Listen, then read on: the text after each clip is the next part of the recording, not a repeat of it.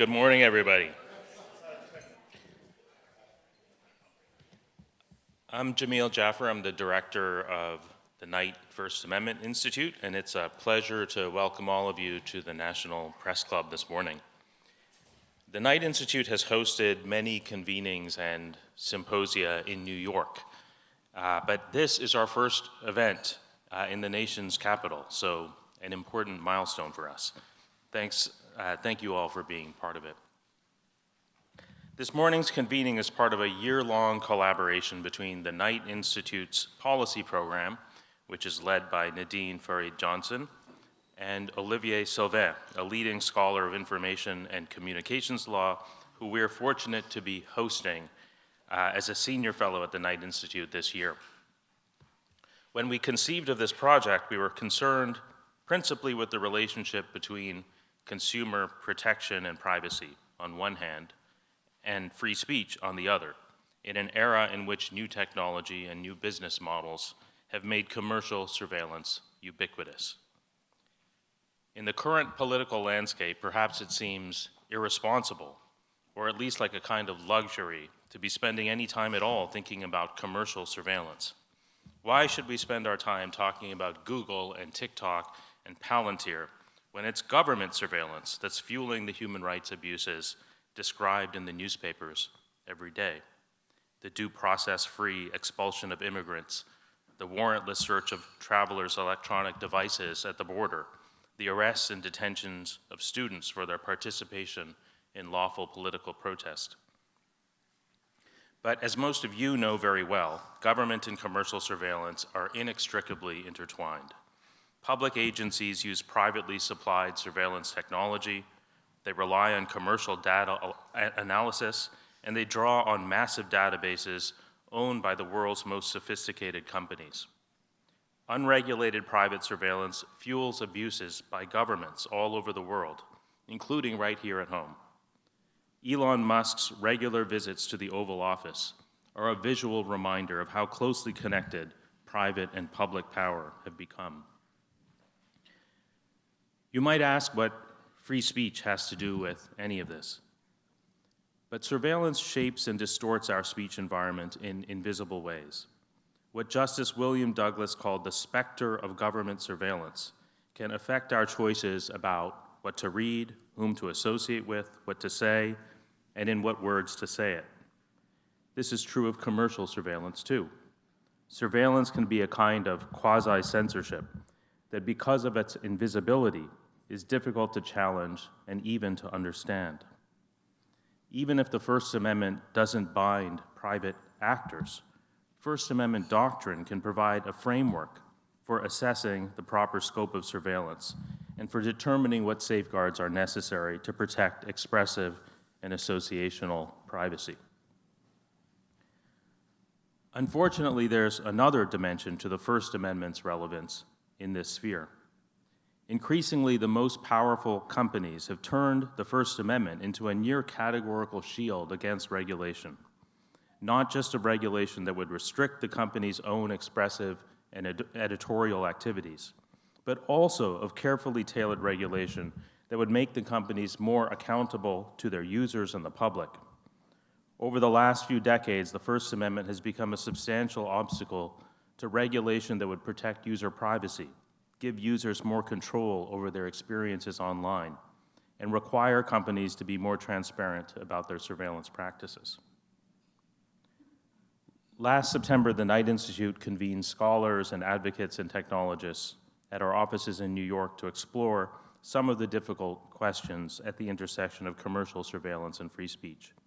I'm grateful to all of the scholars, advocates, and journalists who are here today who are going to help us build on that discussion. I also want to thank the Knight Institute staff who helped plan this event, in particular, Isabel Adler, Kushal Dev, Shira Minsk, Candace White, and of course, Nadine Farid-Johnson, who is relatively new to the Knight Institute, but has already begun to build an energetic, distinctive, and effective policy program.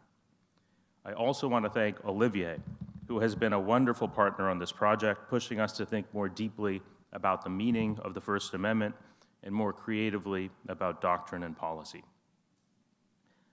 We're going to turn just momentarily to our first panel, but before we get there, I have one more job, which is to introduce Senator Markey, who, though he can't join us in person, has given us some remarks to share with all of you. As most of you already know, Senator Markey is a national leader on telecommunications policy, technology, and privacy. He served in the House of Representatives for 37 years, 20 years as a leader of the Subcommittee on Telecommunications and the Internet. He was elected senator in 2013.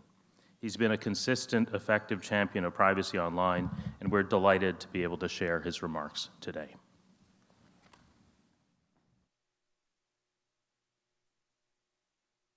Hello, I'm Senator Ed Markey, and I'm delighted to join you today. Thank you to the Knight First Amendment Institute at Columbia University for holding today's incredibly important conversation.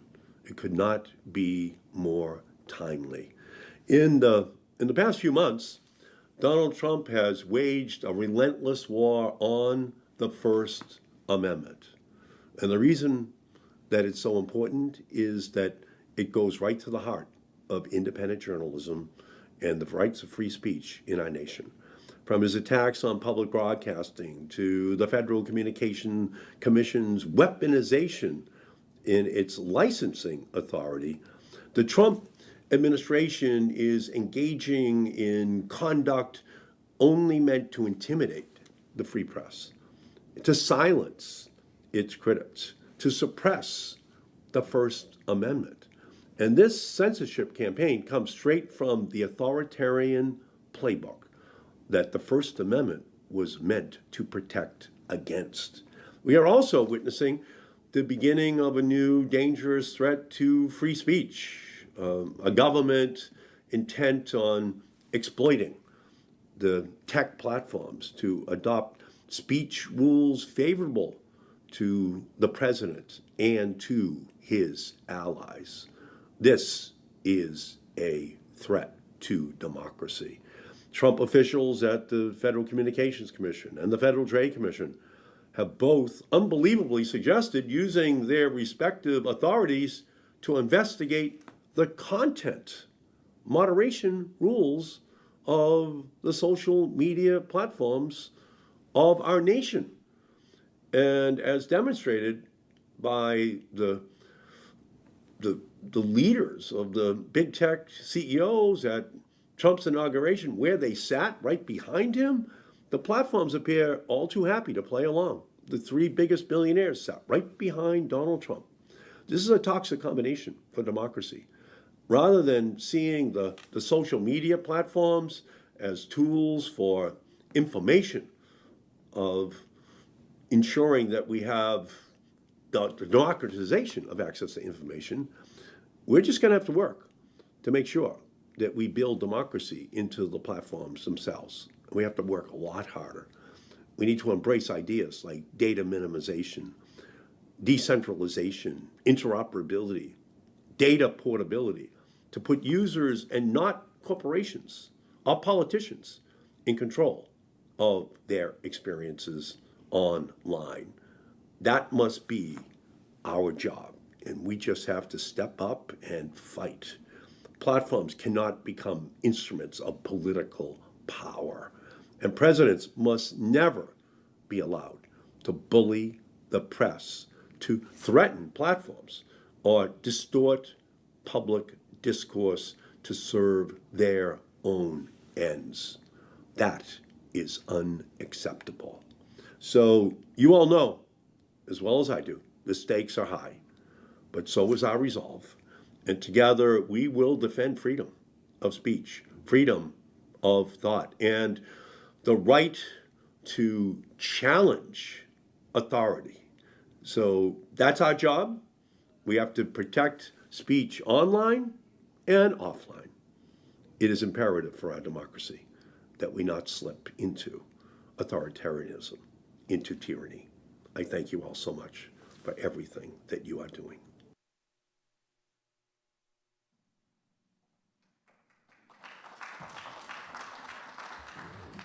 Good morning, everyone, and welcome. I'm Nadine Fareed Johnson. I'm the Policy Director at the Knight Institute. Thank you so much to Jamil for his introduction and to Senator Markey for those words.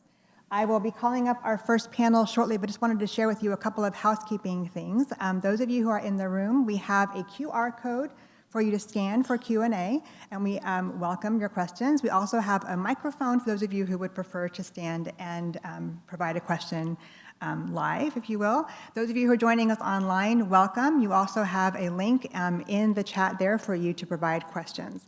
So let's welcome our first panel, led by or moderated by Nancy Scola, a veteran journalist, and glad to have you all here. Thanks so much.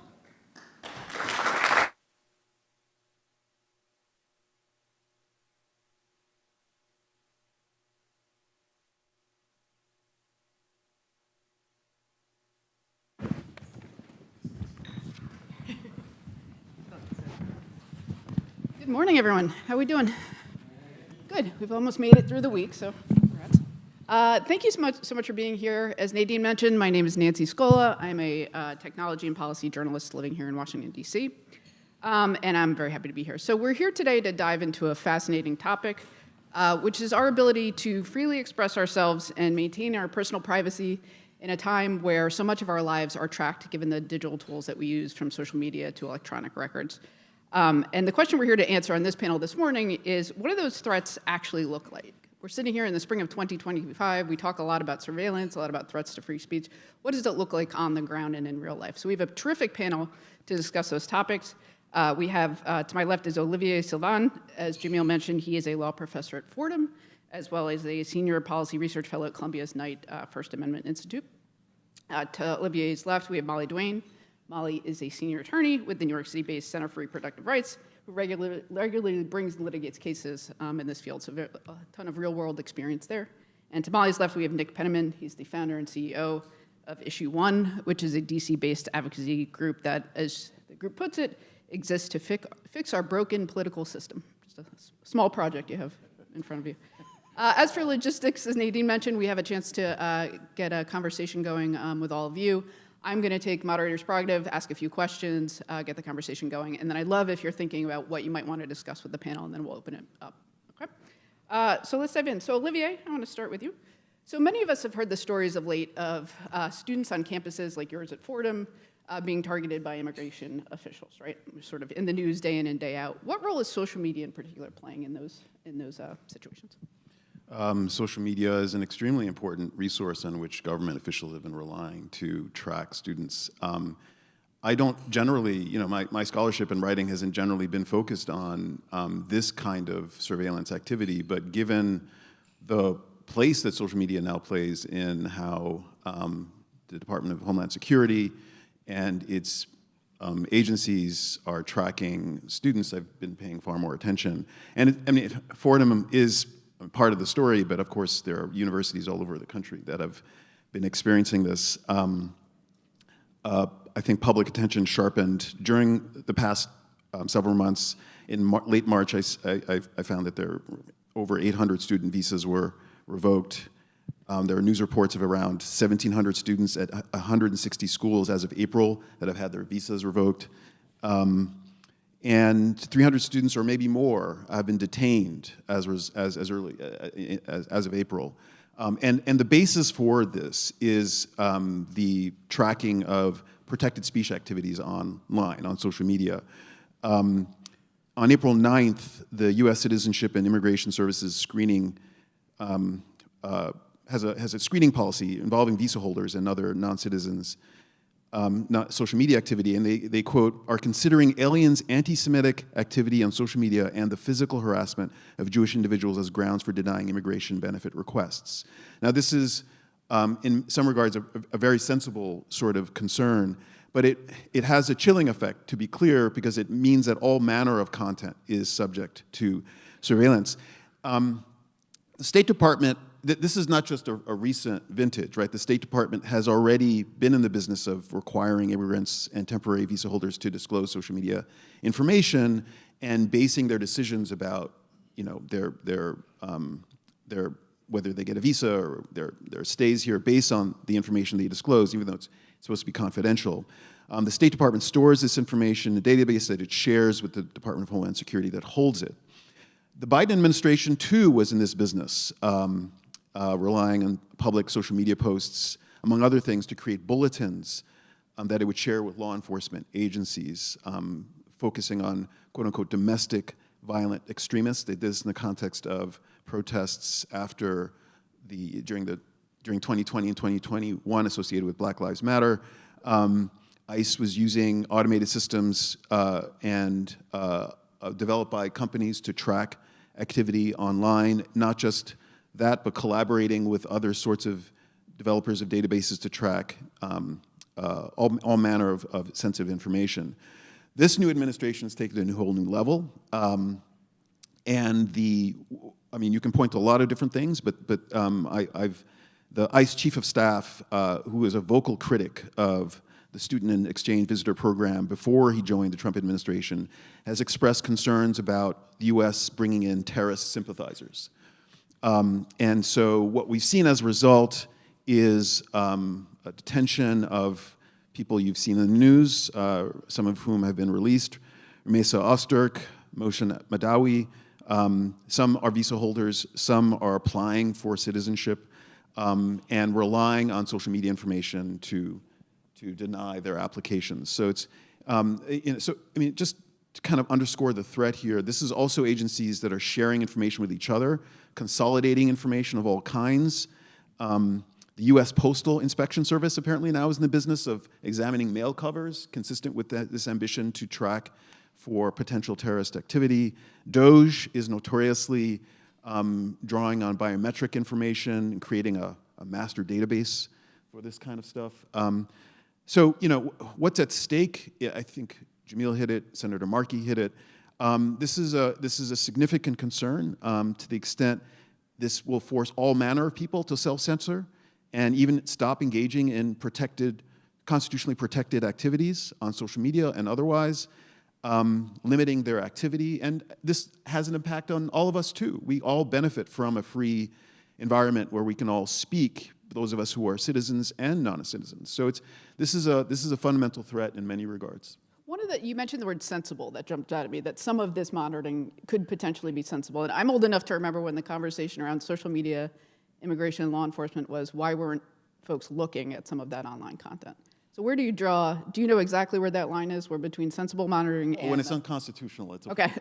And I think that there are.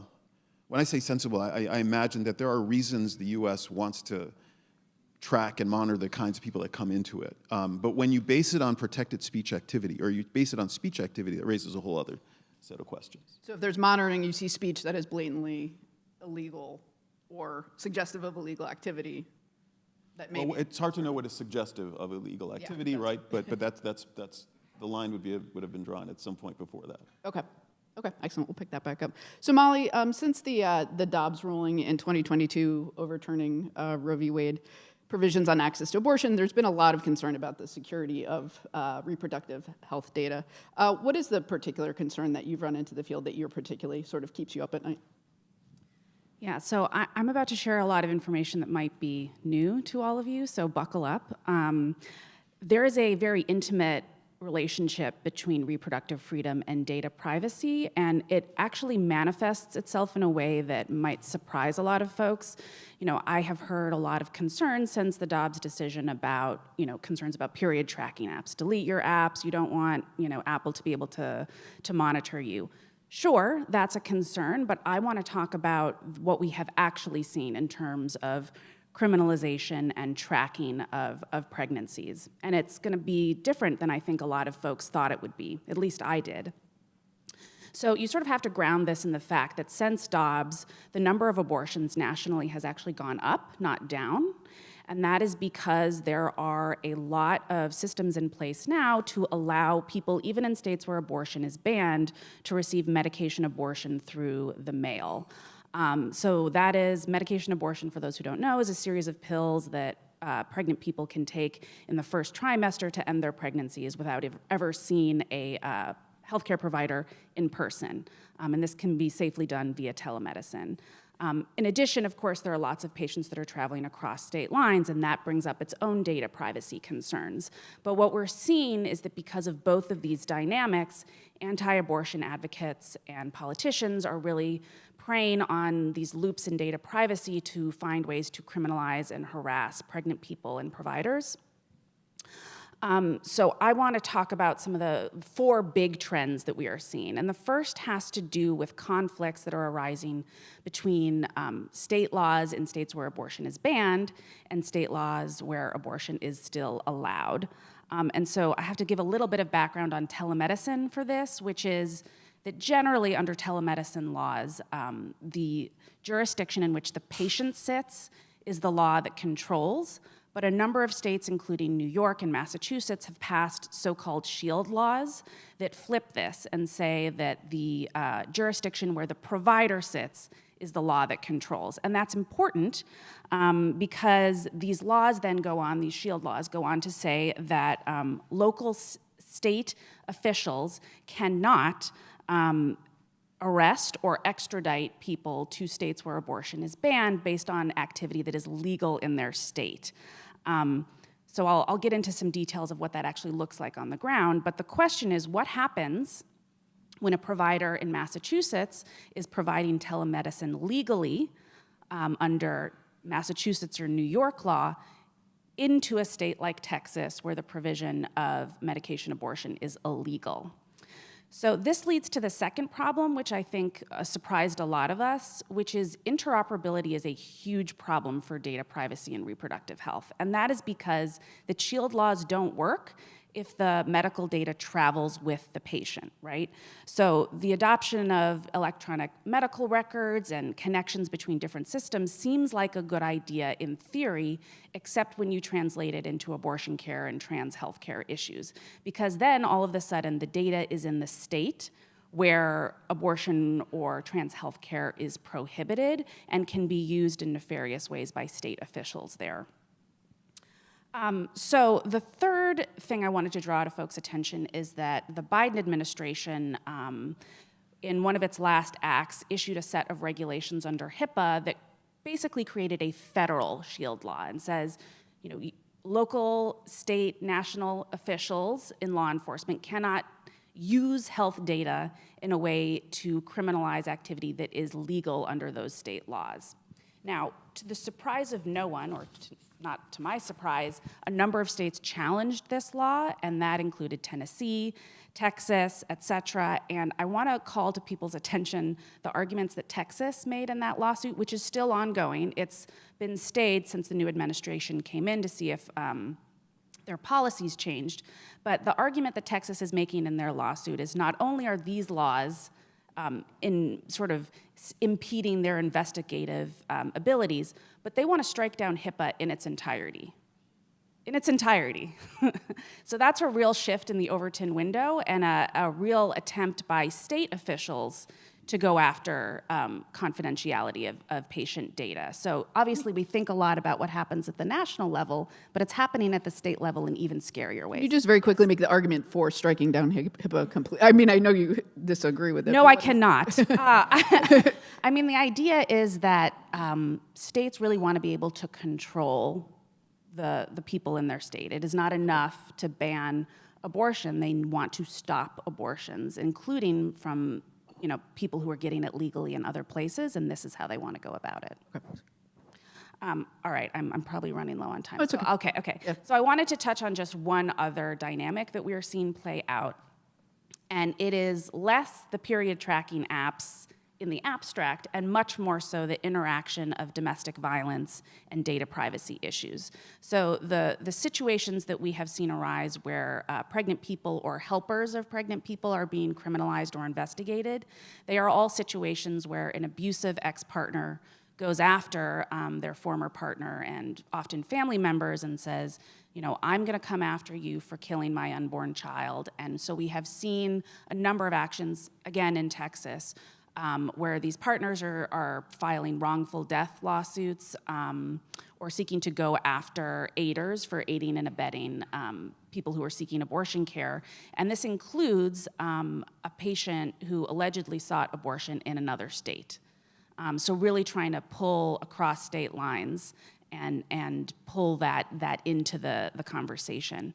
And I just want to mention to folks that this is not sort of an anecdotal situation. There are anti-abortion groups, particularly in Texas, that are actively recruiting men to go after their partners. So what we're seeing is in complaints is copies of text messages, information from their partner's phone that the abusive ex-partner stole to support this completely insane legal action that they're bringing against their partners. Can you just do maybe 1 or 2 more minutes on the idea of electronic health records? How would this worked in the past when paper-based records that we traditionally have? What exactly, you mentioned they travel with you. Can you talk a little bit how that works in practice? Yeah, so Epic is a huge electronic healthcare system, and the default setting in Epic is that all of the records are shared across all of the different systems. And so what happens is unless the healthcare provider clicks a button, all the health data from an abortion clinic in Colorado will suddenly become part of the patient's health record when they return to Texas. And so this didn't used to happen because under paper healthcare records, right, you sign all these forms about confidentiality. The abortion clinic in Colorado is not going to share your data. But sort of unknowingly, now the clinic in Colorado is sharing their data. And they often don't know that they're doing that. The patient certainly doesn't know that they're doing that. I mean, I personally have no idea what buttons are clicked in my electronic health records. I would guess a lot of people feel similarly. And so that has been a huge problem that arose. And to get rid of that problem, you might actually be violating interoperability rules. So it has created this real dynamic that needs to be fixed at the federal level, but will only be fixed if there is political will to do so. Okay. Does the Texas government, though, they would have to subpoena access to those records, right? It's not as if they're being shared willingly by the healthcare providers with the government. Sure, but the healthcare providers in Texas are very scared of their attorney general and will quite willingly turn things over. In fact, the times that we see pregnant people criminalized the most, it is because a nurse or a technician in the hospital is the one who reports them to law enforcement, not anything else. So it's just a lot easier for the Texas government to get access to the information if it's actually in the healthcare record electronically that exists in Texas.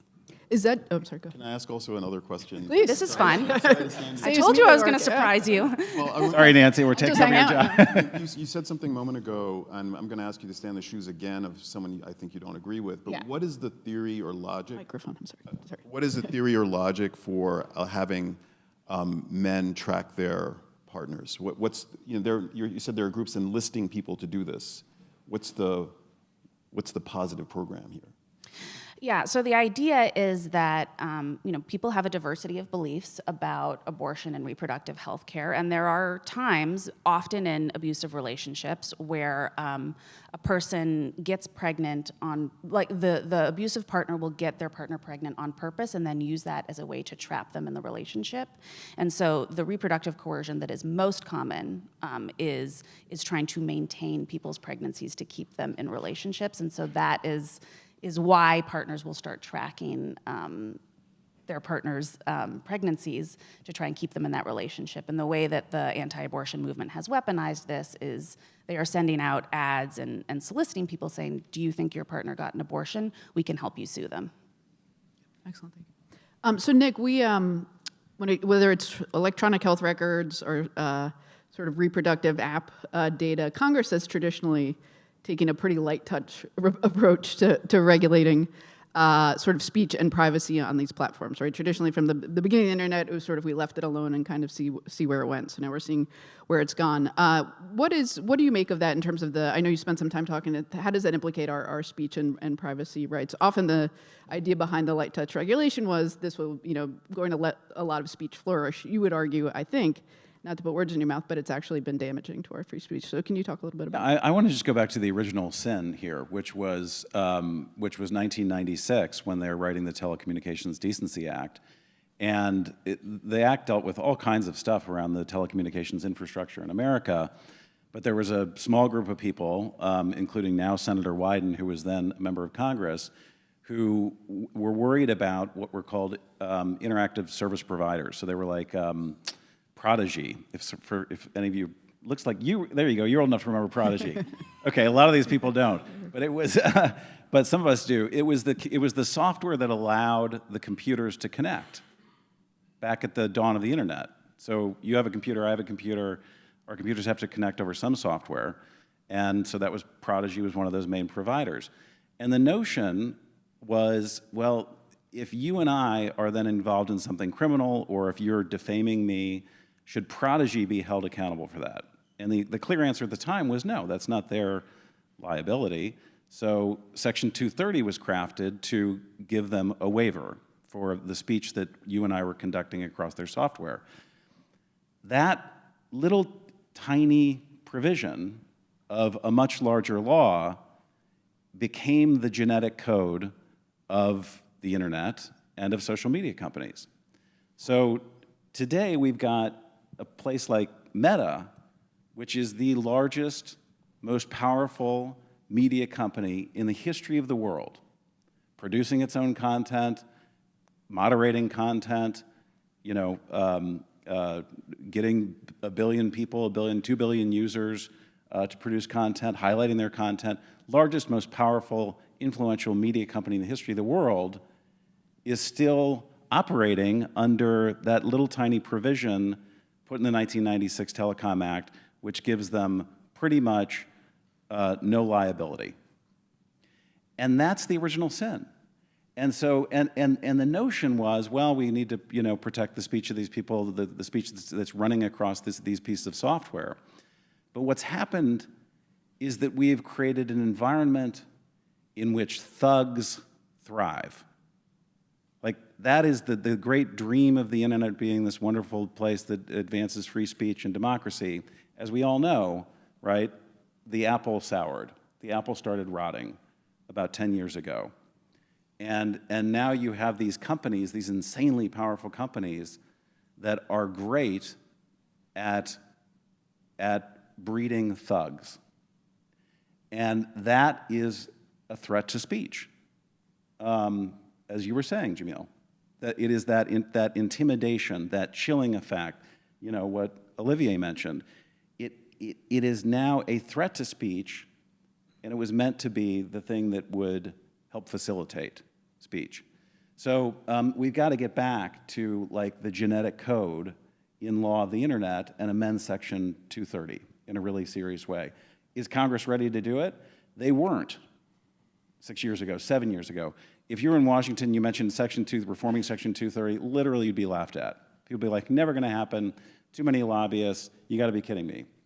Well, you know what? There was a House Energy subcommittee hearing about 10 months ago, specifically on Section 230 reform. 32 members of Congress came to that Section 230 hearing, half Republicans, half Democrats, and every single one of them said, this has got to go. This has got to change.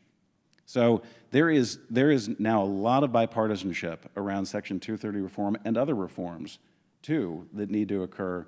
The problem is that we now have a president of the United States who owns a social media platform, and one of his best buddies does, too. So the politics have changed on us. The other thing that's occurred, I don't know if you all saw the Wall Street Journal article yesterday, very recently, is that there are now more than 36 acolytes of Mark Andreessen and Elon Musk and Peter Thiel holding positions in all of the regulatory agencies that involve tech. It is the ultimate revolving door move. So not only are we dealing with kind of a political problem now on Capitol Hill, but also there's a problem inside the regulatory bodies because they're being taken over by Silicon Valley. So you would put your odds of success in the next 3 years, 3.5 years at? Quite low, unfortunately. Right. But what I will say is that listen, like, we've been doing, at Issue 1, we do 500 plus meetings a year on the Hill.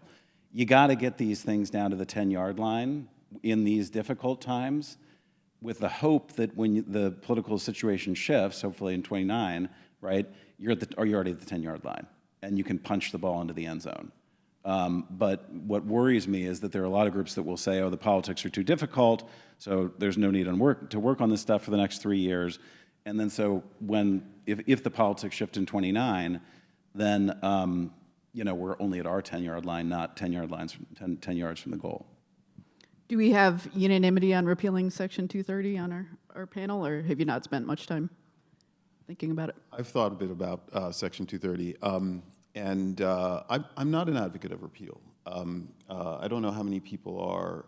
I do think it's Reform, not repeal. Yeah, yeah. It's been a it's a original sin. I completely agree.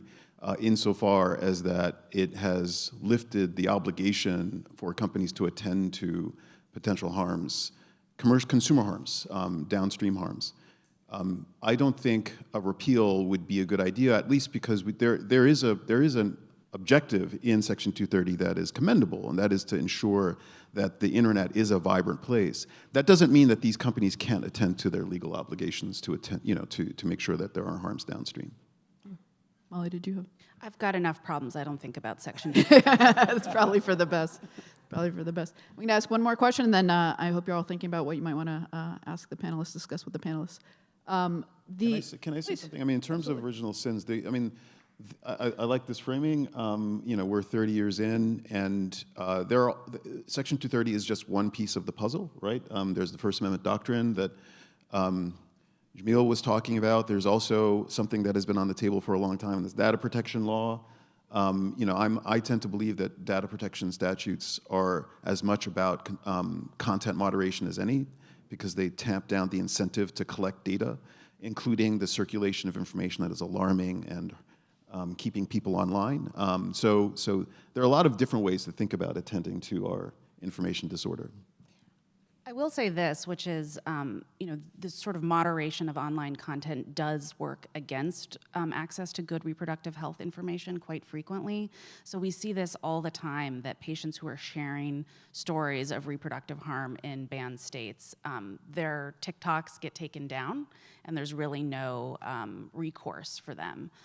In fact, one of my abortion provider clients in a state where it's legal, in Minnesota, Facebook just took down their account for no reason, and it's been a whole thing to try and get it back up. So I'm not sure where that leaves my opinion, but it is something that I've started thinking about more. Nick, does that give you pause at all, that sort of example of providers being? Whatever with Facebook. Like, they're so random. I mean, they've got it, as Zuckerberg said in his oversized T-shirt and his gold chain, like four months ago in the video, we're going to take down our trust and safety teams, and quote, some things are going to get worse. I mean, it's such a randomly run multi-trillion-dollar company right now that it's even hard to understand why they would do that, but they're not clamping down on terrorist recruitment, militia organizing. In fact, they're auto-generating pages. That was a story in the New York Times back in the fall. They're auto-generating pages for militia groups. So, I mean, it is utterly random. There's no consistency whatsoever at this company. Okay, so my last question before we open it up. We often talk about these issues under the umbrella of surveillance. I think it's sort of even in the write-up for this conversation. Do you find that useful framing? Does that resonate with the American public? It may take time for commercial surveillance to mean something salient, to be salient for most Americans. But it's hard to describe the kinds of activities we've described here without thinking about them as surveillance, right? So the collection of information, the analysis of information, the use of that information to cause harm, that is surveillance activity.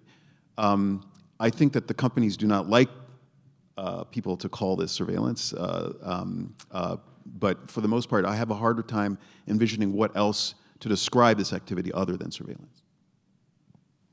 Yeah, I mean, we were talking about this a little bit before the event started this morning, but I was mentioning that under the first Trump administration, the Office of Refugee Resettlement was involved in a whole scandal in which they were found to have been tracking the periods of every young woman who was held in federal custody, and that all decisions about those women seeking abortions had to be personally approved by the head of the Office of Refugee Resettlement, who just happened to be an extreme anti-abortion activist who was working in the administration. And so this is something that has been happening for a long, long time in the field of reproductive health care, but I often see tropes about Handmaid's Tale and are we there? Like, we've been there for decades already, but yeah, people should be concerned, because as time goes on and these things become easier to do, it just becomes more it becomes simpler for the government and for other nefarious actors to track people's pregnancies. Yeah, I mean, surveillance is right on. It's of course, was initially surveillance on behalf of, and psychological manipulation on behalf of hypercapitalism. But it doesn't take too many clicks of the dial to turn that into weaponized, autocracy. Okay, excellent, thank you. Do you have questions? Yeah, please. Do we need them? I think so for the streamers, we probably need the, Okay. yeah. Please, yeah, there's one over here, is it? As far away from you as possible. Hi, everyone. My name's Grant. I have since you mentioned it kind of obliquely, the logic of surveillance and capitalism, to use Shoshana Zuboff's term, surveillance, capitalism, putting those things together. What options do we have to kind of confront these issues when the economic incentives to produce odious content or to harness social media in such a way that you have corrosive social outcomes is actually good for business? And that logic is baked into every operating principle of not just social media platforms, but kind of big tech at large. That the surveillance model is baked into the way in which the most powerful companies do the thing they do is not a reason to back away, right? To the contrary, it is the reason that we, in my view, are, the reasons that our political economy of information operates the way it does is because of these incentives. That's why a moment ago I said that one important piece of the puzzle is attending to the incentive to collect information, data minimization principles, limitations on the kinds of collections of the kinds of information that companies can share, whether they can use that information to target content. I mean, that should be on the table with regards to the regulation of these companies, but it isn't, right? Never mind Section 230 and the obligation to attend to content that's distributed, but the information that is being traded between companies behind the scene. Yeah, listen. This is an industry that, in part because of Section 230, they're like massive adolescent boys, and we've seen this before in the history of our country during the birth of the industrial age, right, where these companies were totally out of control, polluting the environment, destroying the natural world, destroying workers inside of the factories, and I'm sure that the same argument was made at the time. Well, their entire business model is based on their ability to do these things, and if we slow that down, then are we going to kill the economy? And the answer was no, right? We took these unbelievable, out of control industrial behemoths, and we started regulating them on behalf of the environment and on behalf of labor and human good. So we're at that point now with social media and the internet too, but really with social media, and so we just got to start developing the political willpower to do it. And just to circle back also to the theme of today, right? So, I mean, this problem of what some of us believe is a problem in the context of commercial surveillance is serious. But the reason it's particularly dangerous now is because of the cozy relationship companies have with government regulators. Regulators who have a monopoly on violence, have the capacity to put people in prison or detain them, using information that these companies collect behind the screen, right? In ways that are not evident and that are opaque. That's what the real danger is now. What happens when government agencies gain access to this information? Perhaps the attention to collection practices is more important, given that possibility. Yeah, I mean, I agree with that. In the context of health data, it is less, I mean, certainly surveillance is an issue, as I mentioned, in the Office of Refugee Resettlement, but it's more how the data that should be, collected and should be helpful to patients and providers, right? You should be able to share all of your health information with your doctor and then share that with your doctor in another state. It's how that data existing is being abused by people who have bad intentions. And so as various forms of healthcare become controversial or political, what does that mean for the safety of doctors and patients? Well, it means that doctors and patients no longer feel safe talking openly to each other or recording their interactions in their medical files, and that has a bad impact on patient health. We have another question. And I'm just going to, while you're walking up there, if you don't mind, Molly, there was a follow-up question for you coming over the internet. You mentioned the touch of a button can determine whether patient's data moves into their local record. Does HIPAA require software to include buttons like that? And are the default settings for those buttons explicitly a matter of law?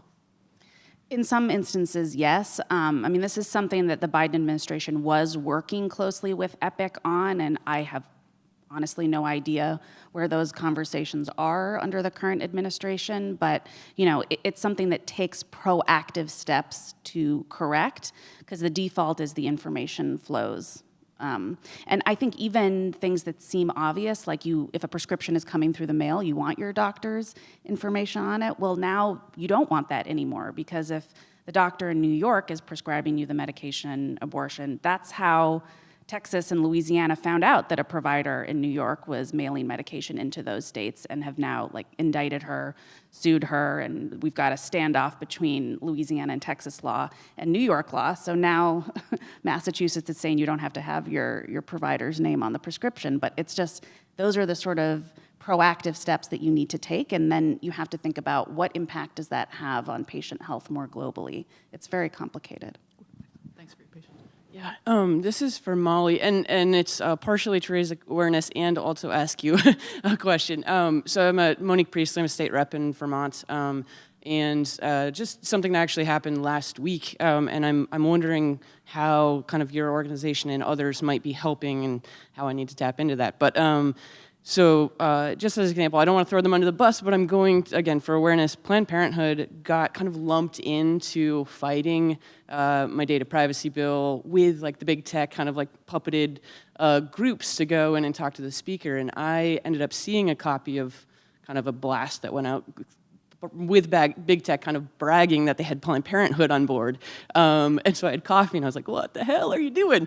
And in a lot of ways, it's we have the local lobbyists who are being orchestrated by the bigger ones in the regional and national.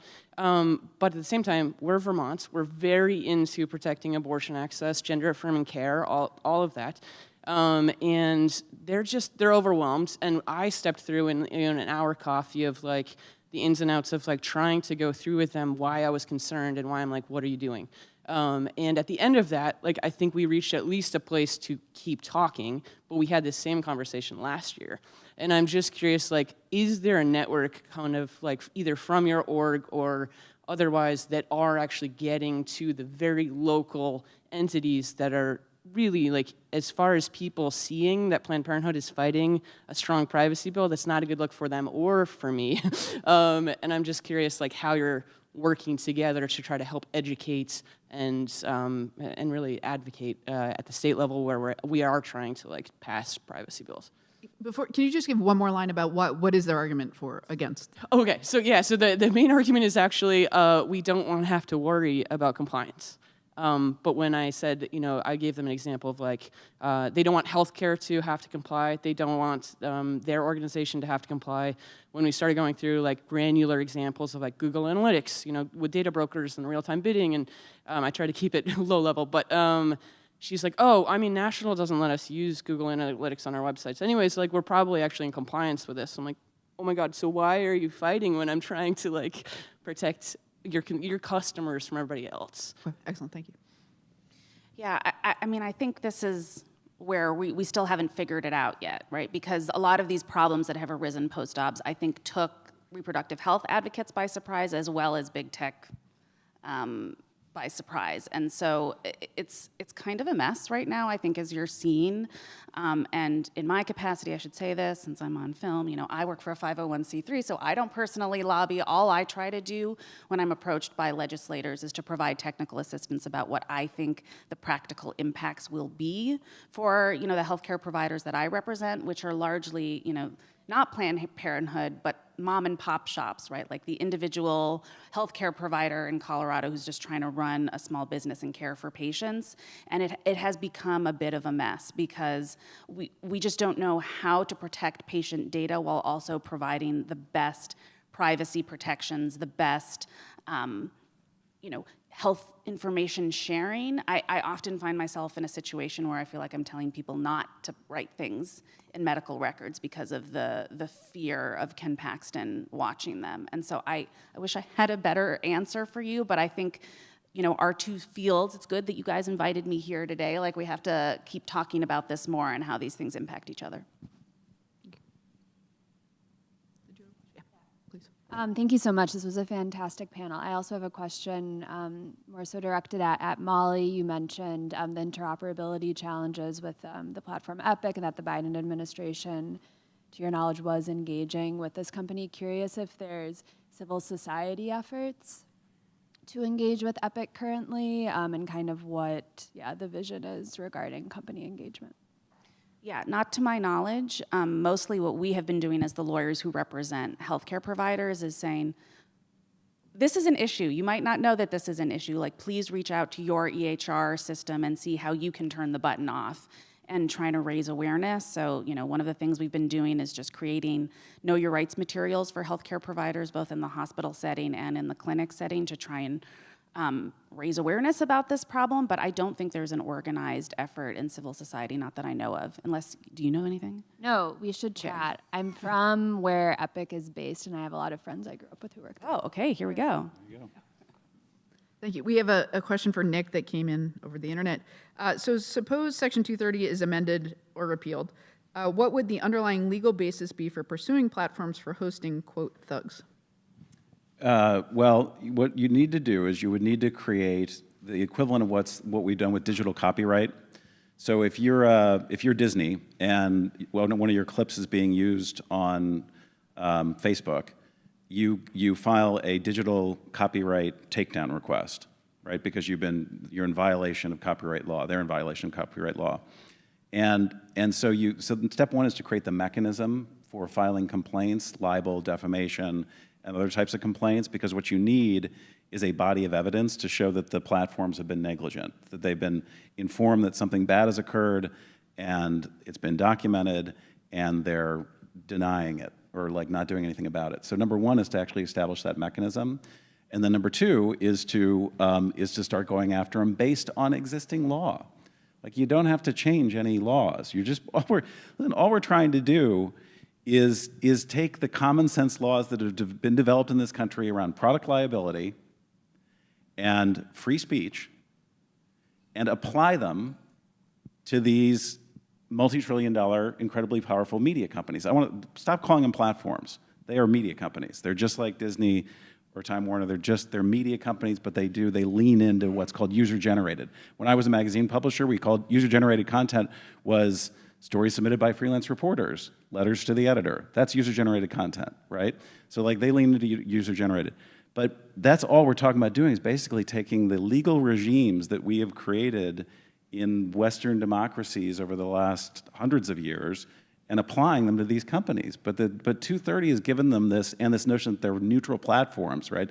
Dumb pipes, has given them this permission slip to get out of all that stuff, or much of that stuff, in the last 20 years. And it's really crazy, actually, if you think about it, that we've allowed this myth to be created and to take hold over modern society, culturally, legally, and politically, that these are these unique little creatures, and they're huge creatures, that can't be screwed with in the way that other companies are held accountable. Because if we do, something terrible might happen, right? Well, bull. Actually, what will happen is we'll be a saner society with a less deranged information environment where speech is being less chilled. So we just got to get over this hump, and start thinking about them in the same way we think about other corporations and their liability. Olivier, so Nick has Section 230 reform as the sort of solution to some of the concerns he has. When you look at this concern about the role of social media, commercial data products in immigration and law enforcement, you're president for a day, how do you, what is the sort of solution? What button do you push to fix this? Or is it, a dozen buttons all at once? It's many buttons. Okay. I do think Section 230 Section 230 reform is just a piece of it. And just to add a point that Nick just made, there's a salutary benefit to making sure companies attend to law that exists. After all, the statute was titled Good Samaritan. It's supposed to be addressed to Good Samaritans, but we're not seeing companies doing that. There is a traditional way by which people tend to acting well, and that is attending to law. The other one is another potential button is one I've mentioned, and that is data protection law. We also have privacy laws with regards to, I mean, Molly's been talking very compellingly about interoperability and the ways in which vast database of information about people can be shared. I mean, there should probably be limitations on the ways in which information is shared between different agencies, although I understand that there are health care costs to that, but there's a way to ensure that kind of sharing, there are limits to that kind of sharing. And again, data protection law is actually not a minor piece of the puzzle as far as I'm concerned. What role do universities have to play in this? Are they advising students, advocating for legislative reform? I don't know if universities are advocating for legislative reform, but some universities are more protective of their students than others. Okay. Maybe universities have a role to play to be bolder in the context of the kinds of things the administration has been asking schools to do, and I think there's some schools that have been stepping up. Okay, excellent. Questions? Please. Great. Right. Yeah, good morning. First of all, kudos to our friends at the Knight for organizing this excellent event. I have a question, kind of want to hear your thoughts, just the whole panel really, around the tension between protecting freedom of speech, but also limiting or regulating, moderating kind of the more vicious side of what appears online. So, and of course, like you see like a political tension on the Hill where there is this effort that kind of perceives any type of moderation as quote unquote censorship. Yeah, I think I'd be curious, kind of, Nick, in terms of your thoughts in terms of how do you go about reforming that? Where do you draw, the line between what's by some label as censorship and others as moderation? Of course, like the European Union has its own complex policies in place to try to moderate and force these massive companies to, manage the information that's being put out there. But really would love to hear a bit more around that. And also, in terms of how, it'd be great to hear some thoughts around how the FCC is using its regulatory powers to kind of chill, kind of create a chilling effect for broadcasters in terms of the content they're putting out. So it's interesting how the federal government is using its powers for when it wants for the ends that they have in mind, whereas in other, in other ways they are not. Yeah, thank you. I feel like there are a handful of things there we can pick from. So I want to offer another way to think about the problem of moderation. First, Nick identified potential for bipartisanship on Section 230 reform.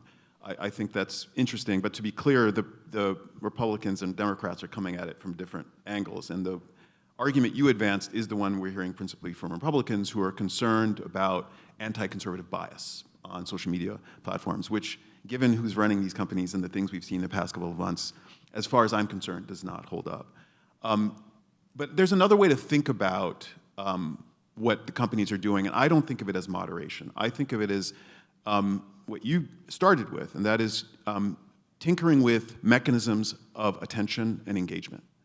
And if we think of it in that way, I believe there are opportunities for reform that both parties could be interested in, because these are, so when I say mechanisms of control, some content is far more alluring and exciting and frightening, and that's what keeps people focused. Those are moderation decisions, but they're really industrial decisions about holding attention for the purposes of delivering ads. Thought in that way, I think we have an opening to start thinking about data protection, the collection of information, and the targeting of ads to people. Just a quick follow-up, and then Nick, maybe you can take the censorship question. You spent some time at the Federal Trade Commission during the Biden administration. How capable are regulators, how prepared are they to grapple with these issues? I think they can be extremely capable. There's William Ogburn 100 years ago lamented a cultural lag between policymakers and technologists or innovators, even back then.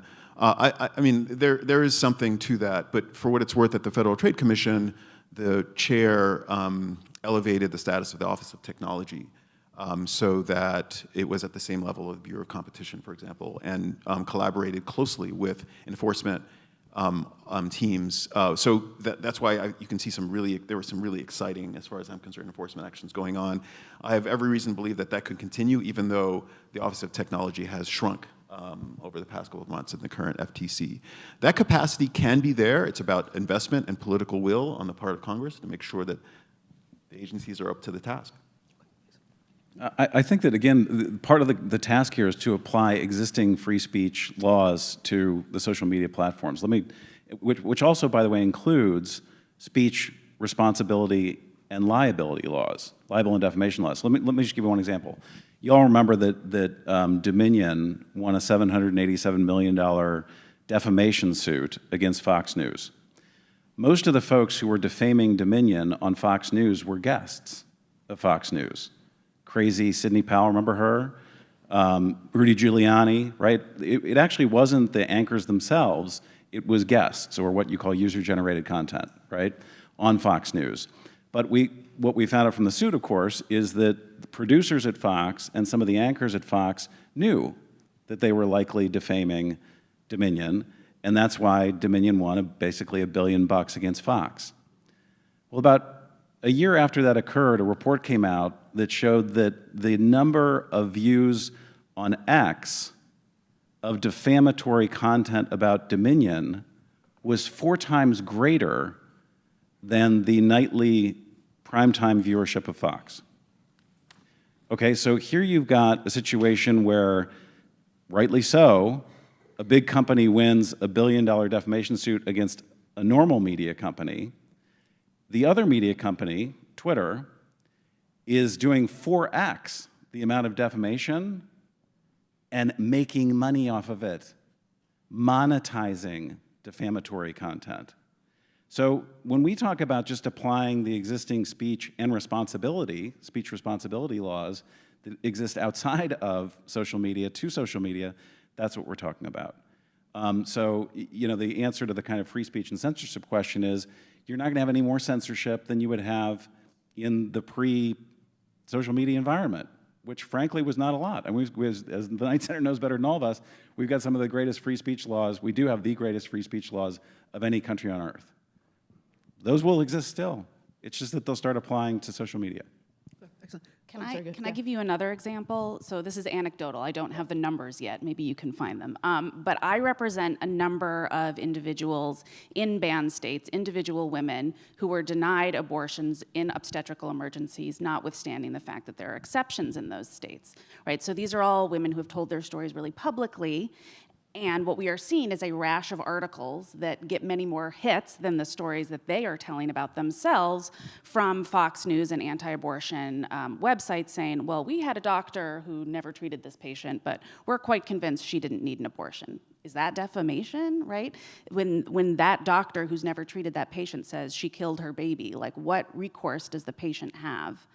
So this is something we've been thinking a lot more about because it's suppressing factual information and lifting up information that is untrue and defamatory, I think, arguably at least. Okay. We're out of time. I'm going to do something that's probably going to be horrifying for all the smart, educated people on this panel. You have 20 seconds but part of the challenge in this media environment, this information environment, is there's just so much going on. Molly, you mentioned the situation with the tracking people in federal custody. I had never heard of it because there's just a lot to know.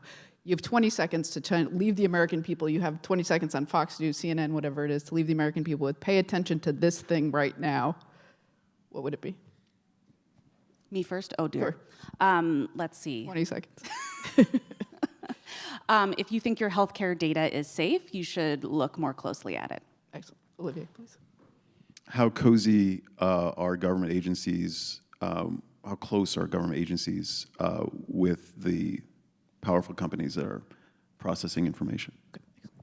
We have great speech and product liability laws in this country. Let's apply them to social media so that we're less deranged. On that note, thank you so much. Thank you, Olivier, Molly, and Nick. Thank you all for all the great questions. Thanks.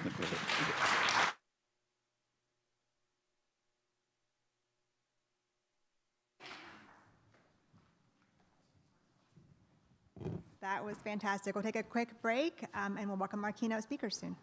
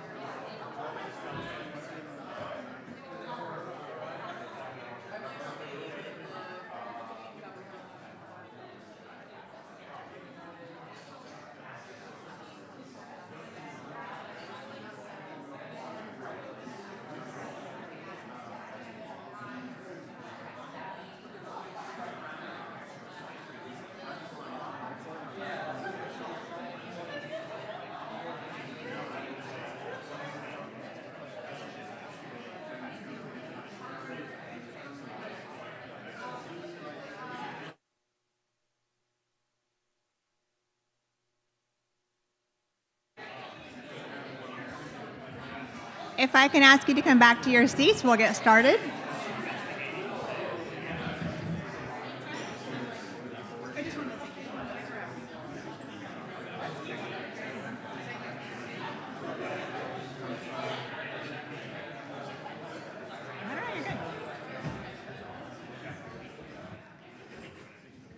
All right, everyone. If I can ask you to take your seats, we will get started with our keynote. Welcome back. So, like many of us in this room and online, I have long been inspired by the work of our keynote speakers, and it is my absolute pleasure to introduce them to you today. Julia Angwin is an award-winning investigative journalist, a best-selling author, and New York Times contributing opinion writer, and a Walter Shorenstein Media and Democracy Fellow at the Harvard Kennedy School. She is the founder of Proof News, a nonprofit journalism studio, and of The Markup, which she started in 2018. She previously led Pulitzer Prize finalist and Gerald Loeb award-winning teams at 2 different publications and was a member of a 2003 Pulitzer Prize-winning Wall Street Journal team for coverage of corporate corruption. Julia is the author of the New York Times bestseller Dragnet Nation, A Quest for Privacy, Security, and Freedom in a World of Relentless Surveillance, on topic, right? And Stealing MySpace, the battle to control the most popular website in America. Clearly I was not on MySpace because I just mispronounced it, so there you go. Ellen Nakashima is a national security reporter for The Washington Post. She covers intelligence and national security issues. She has written about the security aspects of the U.S.-China relationship, the West's response to Russia's invasion of Ukraine, and classified intelligence leaks. Ellen has been a member of 3 Pulitzer Prize-winning teams at the Post, including in 2022 for an investigation of the January 6th assault at the U.S. Capitol, in 2018 for digging into Moscow's efforts to influence the 2016 election, and in 2014 for exploring the hidden scope National Security Agency surveillance. Julia and Ellen bring a wealth of experience and depth of understanding to this space, and we are certain to be enriched by their conversation. Please help me welcome them. Thank you.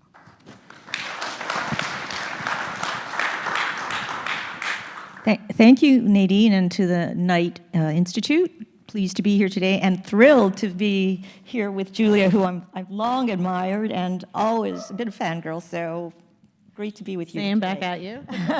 Okay. We competed for years like on topics, but it's like always just admiration. Healthy competition, mutual admiration. I was like, go, Julia. But Julia did not feel like doing an actual keynote, so we decided we're going to do more of a kind of casual conversation, like welcome to our salon, and we'll talk, and then if there's time, maybe open it up for some questions from the audience. So, Julia, I wanted to start with an article you recently published in the New York Times. It was about how the Department of Government Efficiency, or DOGE, is building a surveillance state. What do you mean by that? Talk about it, and surveillance of who by whom?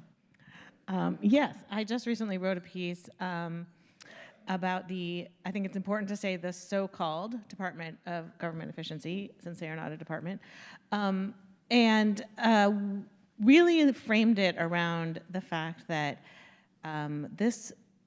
what they're doing, which is going into every federal agency, scooping up the data and trying to build a master database of all the data across the federal government, is actually exactly what Congress wanted to make sure would never happen when they passed the Federal Privacy Act of 1974, because the Johnson administration had actually proposed the exact same thing. They said, why don't we, for efficiency's sake, we're going to put everything in one place, and everybody went crazy and said that's so violating of our privacy.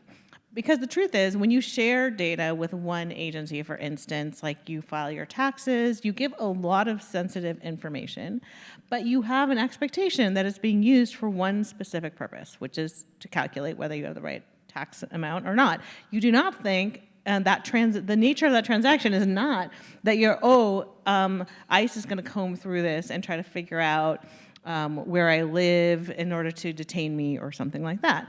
Or even something more simple, like I don't want somebody to look through this, see my donations, and make some assumptions about my political leanings, right? These are the kinds of things we don't want our government to do. And there are different ways to prevent a government from doing these types of things. You could make a law saying you can't use this data for some other reason.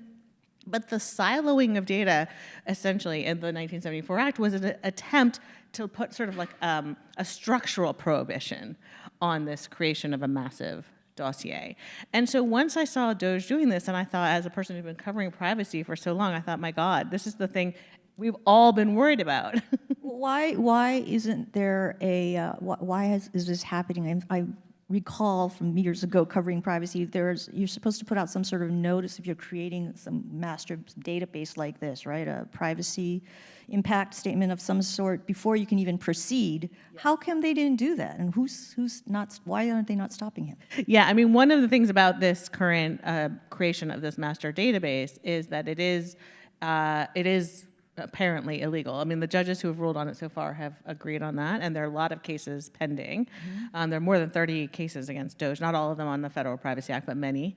And the problem is that the Privacy Act doesn't have a huge amount of enforcement teeth. Basically, judges, there wasn't this idea of a malevolent government entity in mind, I think, when they were creating it. And so it really envisions like administrative mistakes. So it's like, oh, you know, if the data about you is wrong, you can correct it. And you have a right to see that data and get it corrected. It doesn't have a lot of injunctive relief or massive fines that the judges can impose. So the problem is the judges keep coming back and saying, you need to do the proper training that administration or that agency requires before you can access that data, or you have to publish in the Federal Registry one of these notices that says how you're going to use the data, and then the public will comment. Now, of course, what does that mean, the public? Who's reading the Federal Register and commenting?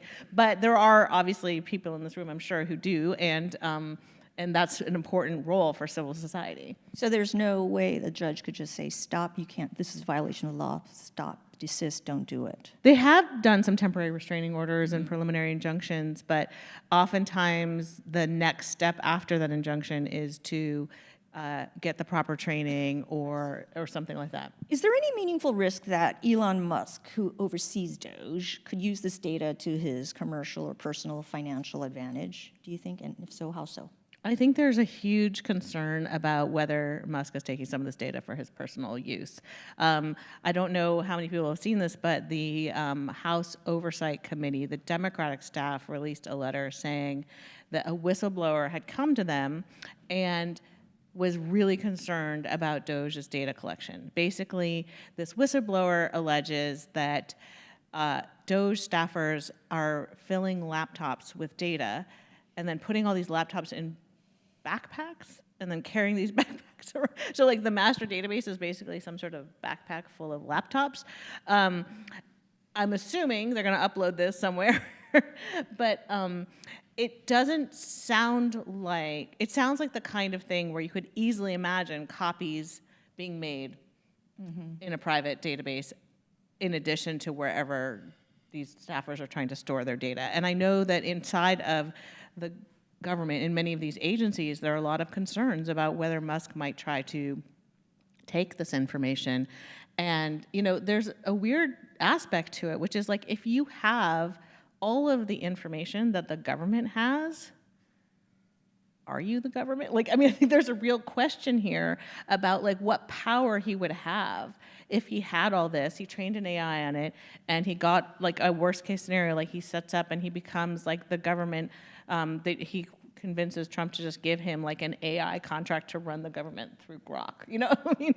You mentioned that there are concerns inside the agencies. How are these concerns being manifested? Are there any IG investigations? Is there any effort to get, is there an agency that has oversight over this sort of apparently illegal database creation? Well, I think that there has, as you know, they were layoffs of, I think, a lot of the inspectors general at many of the leading agencies. So unfortunately, that oversight function has been decapitated. But that would normally where you would want to see that type of oversight. I think there have been some reports that Democrats on the House Oversight Committee are trying to do some stuff. I think there was a GAO report on something not quite exactly this, but close to it about data. So there are some places where people are trying to have oversight, but a lot of it is coming from whistleblowers. There was a guy at the National Labor Relations Board, he came forward actually and identified himself with his name very bravely as a whistleblower and provided the logs showing when Doge showed up, and basically like this huge spike in the data as it was being exfiltrated from the agency. And it's like terrifying to see, you know? It reminds me of what, you know, I don't know how many people are techies here, but like this is what you call getting root, right? Getting root access on a system is you take control of it, you have all the data and you can control it, and there's no reason to, you know, it would be very technically easy for him to be installing things that allow him to remotely control these systems as well. Yes, absolutely. And I think, you know, what we were talking about a little bit before this discussion is that the normal guardrails that we would see in previous administrations are being systematically, it seems, dismantled, right?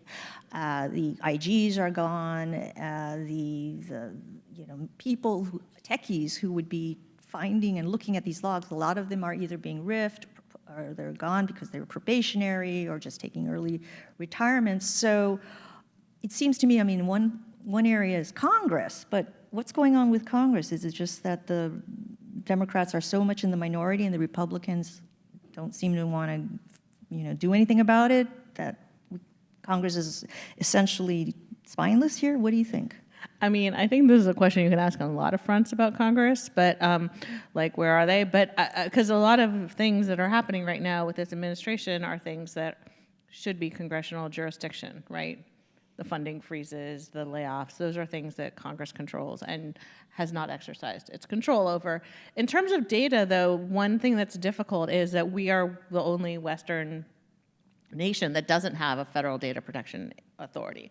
Every other nation does, basically, and those data protection authorities have investigatory power, often significant fining power, and those are things that these judges don't have, right? These judges in their courtroom are relying on just like an expert telling them, okay, this data was taken, and then the other guy says, oh, no, it wasn't, and they don't have their own technical staff to make these assessments. And so I think that for years, there's been a movement in the privacy community trying to get a federal data protection authority, and I think now we're seeing what it looks like when you don't have that. So is there any more momentum now to actually move on getting a federal data protection authority? Or? It does not appear that there is any. Sorry? No, I don't think there is any momentum on that I've seen, but there should be. There should be. I think there's just so many, the house is on fire so many different ways. Usually the forcing function for any meaningful statutory reform is like some big crisis, right? A whistleblower comes forward, Edward Snowden or Chelsea Manning or whatever. And do you see any forcing function now with all of these stories of whistleblowers? Are they generating the amount of outrage necessary to move Congress to act finally? I mean, I would just quibble with you a little bit because I don't think we saw any meaningful policy after Snowden or Chelsea Manning. After Snowden, though, one thing we did was Section 215, right? But we patched one small piece of the intelligence community's like mandate, and so one piece of it was patched up. Which part are you referring to? I mean, the part I don't remember if it was Section 215, but there's still 12333. There's still huge loopholes. Well, 12333 is an executive order, and so it's not based in statute. But certainly, you know, there was a huge outcry after the big stories that first broke in the New York Times about warrantless wiretapping or terrorist surveillance program, and you know, Congress was slow on it. And they didn't maybe do all that they needed to do, but they did move to put it eventually under some statutory authority. First, Protect America Act and the FISA Amendments Act. We've covered those for years. But at least they tried to give it some statutory. Okay, fine. I'll give them trying. I'll give them trying. I mean, there's a law. There's still like the 702 is considered, you know, the most important intelligence authority for foreign intelligence. It's responsible, they like to say, for what, more than 60% of the president's daily brief, and it's now an article of faith. You have to have it, and Tulsi Gabbard was, you know, put on the hot seat for not supporting that. But what's going on with DOGE and the lack of, you know, meaningful privacy, Data Protection Act, I mean, where are you? Yeah, I mean, look, the problem is that for years, there's been a movement to get a baseline comprehensive federal privacy law, and and sometimes a movement has been coupled with a idea of having a data protection agency or authority. But those things continuously run aground for all sorts of reasons. One reason is actually that many states have now passed their own their own state privacy acts. And so there's a feeling that they don't want to be preempted by a federal law, particularly with California, which has a very strong one, and the federal law was going to be weaker, the one that got most close to passing a couple years back. But that's not the only reason, right? The real reason, I think, is generally that like there are really big constituencies, the leading companies of Silicon Valley, who are the engines of our economy and the most profitable companies on earth, who don't want to be restricted in their use of data. And so, so that has been a huge reason that we don't have a Federal Privacy Act. And that's one reason that like Europe does, because they see a bunch of US companies coming over and, you know, doing whatever they want with their citizens' data. And it's easier for them politically to say, no, we don't want that to happen. Right. Now, the thing that's confusing here is that I'm a little bit mixing both commercial and federal data. So I want to talk about that because I think that the Federal Privacy Act is supposed to regulate, that already exists, is supposed to regulate the government data that DOJ is taking.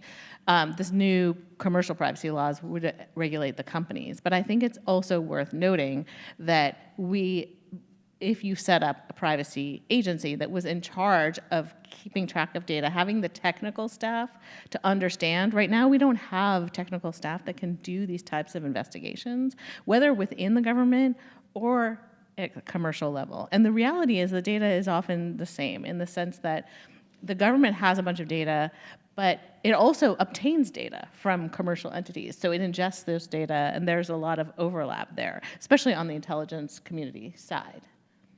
Yeah, and there were efforts to, I guess, try to regulate data brokers, I think, at one point in time. Yeah, which, by the way, California and Vermont, I think somebody here is from Vermont, have some of the leading data broker laws. Yes, thank you, Vermont.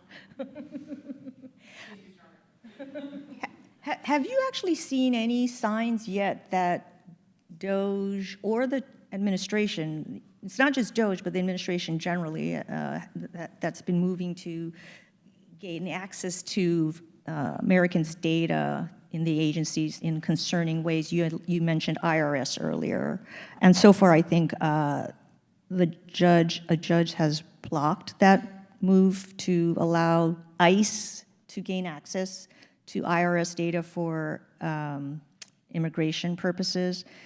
And I think so far ICE has not made any requests for IRS data.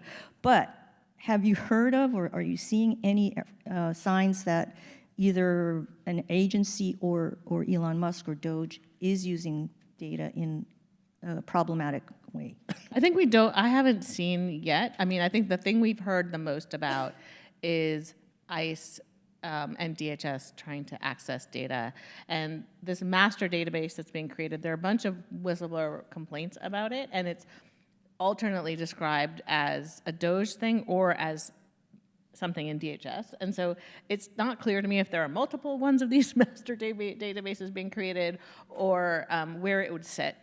But I think that's the problem. The problem is we should know where all this government data is. Because I want to say one thing about government data, it's really sensitive, right? Like you share your IRS data, but then you don't even think about your medical records are going to be ingested in some ways. If you're on some government medical programs, you could be, there's all sorts of things that are in there that are really, it's different data than the commercial data. It's like, it's your actual income, it's your bank account number, not just how much money, but the actual number, the social security number. This is very sensitive data, right? It's not the same as, I mean, it's obviously also bad to know like what Google knows about me, which is every website I go to, but they still have to guess a little bit about my income and my residence and all those things, whereas the government data is actually real and has all of that information.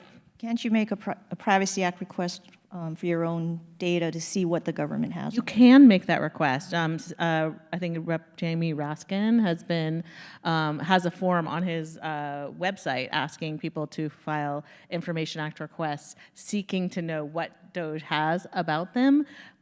I do not know whether anyone has received a response yet on those Freedom of Information Act requests, but I think that it is a good thing for people to try to find out what is being held by that non-agency. We've talked a little bit about this now, but you've lived through all these wrenching debates over warrantless wiretapping and government overreach and questions of constitutionality, privacy, and transparency. But, back then we did have a few judges, even at the district court level, who pushed back through rulings, and a Congress, as I mentioned, and we can disagree on that, well, slow off the mark, did still seek to establish some statutory limits for domestic surveillance. In a sense, do you feel like these debates seem almost quaint against the backdrop of an executive branch that is seeking to arrogate to itself unprecedented powers, ignoring the Constitution, think of birthright citizenship, and seemingly conducting policy at times for political purposes devoid of a national security objective? Well, yeah, I think it does feel like we're at DEFCON 5 or whatever, right? And we were previously thinking we were at a crisis point, but it's more of a crisis now because we haven't ever really seen. We have seen presidents who have sought to use the power of the government to quash dissent or to harass their opponents. But generally they did it in secret, right? That was the whole Watergate thing. It was actually a secret and then it had to be discovered. This is an administration that has declared that that's their agenda and is being really brazen about the fact that they're collecting this data in order to use it for political purposes.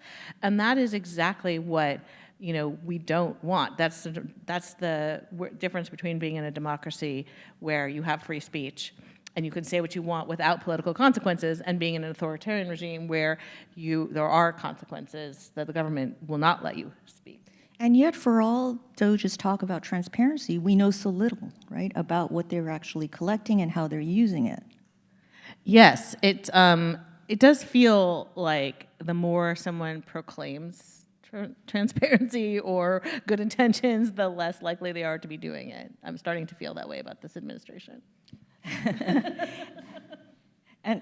And if that's the case, why, is no one holding, the press may be trying to hold them to account, but what about the institutions, like Congress, the courts, why are they not enforcing or insisting on that? I mean, the courts are doing what they can, given the tools they have and the speed at which they operate.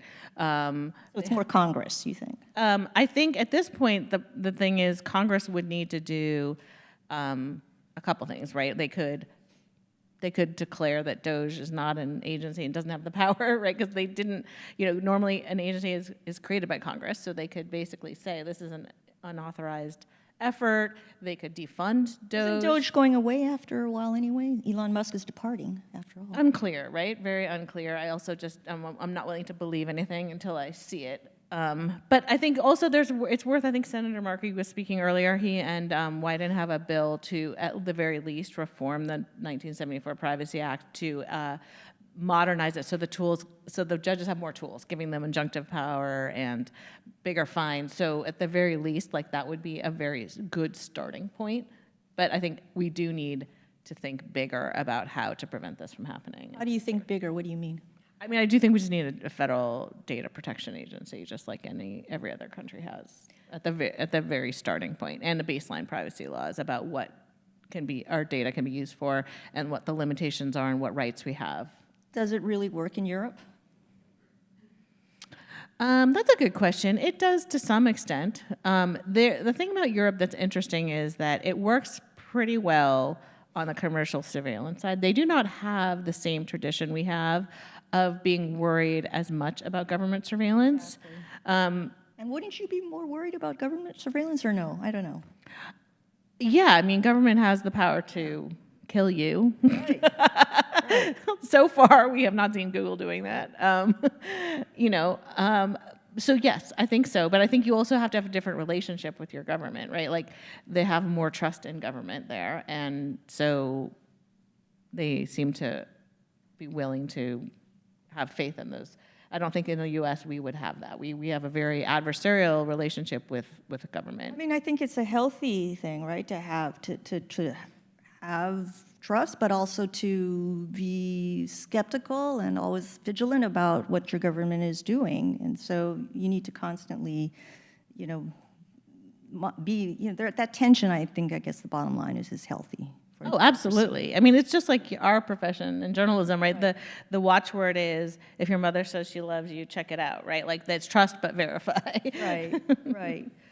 So would a data protection agency, you're talking about for federal data or commercial data? So I think the way it works, I think in the UK, is the data protection agency there has the power to both investigate both government use of data and commercial. It's not true in every country that it has both mandates, but in my mind, that would make sense, seeing as we've seen abuses on both sides. And then, of course, we've set up agencies before, and then another president can come in and then maybe say, I want to do away with this agency, or else maybe change the people in the agency, appoint people he wants to. Right. Well, because we do have two bodies that currently serve quasi as data protection, right? So there's the Federal Trade Commission, and Trump administration has fired the two Democratic commissioners, making it, it seems like it has been an illegal firing. We'll see what the courts say, but that's the understanding of how that agency is standed up. So that means that is an agency that has been crippled in its ability to do these types of investigations.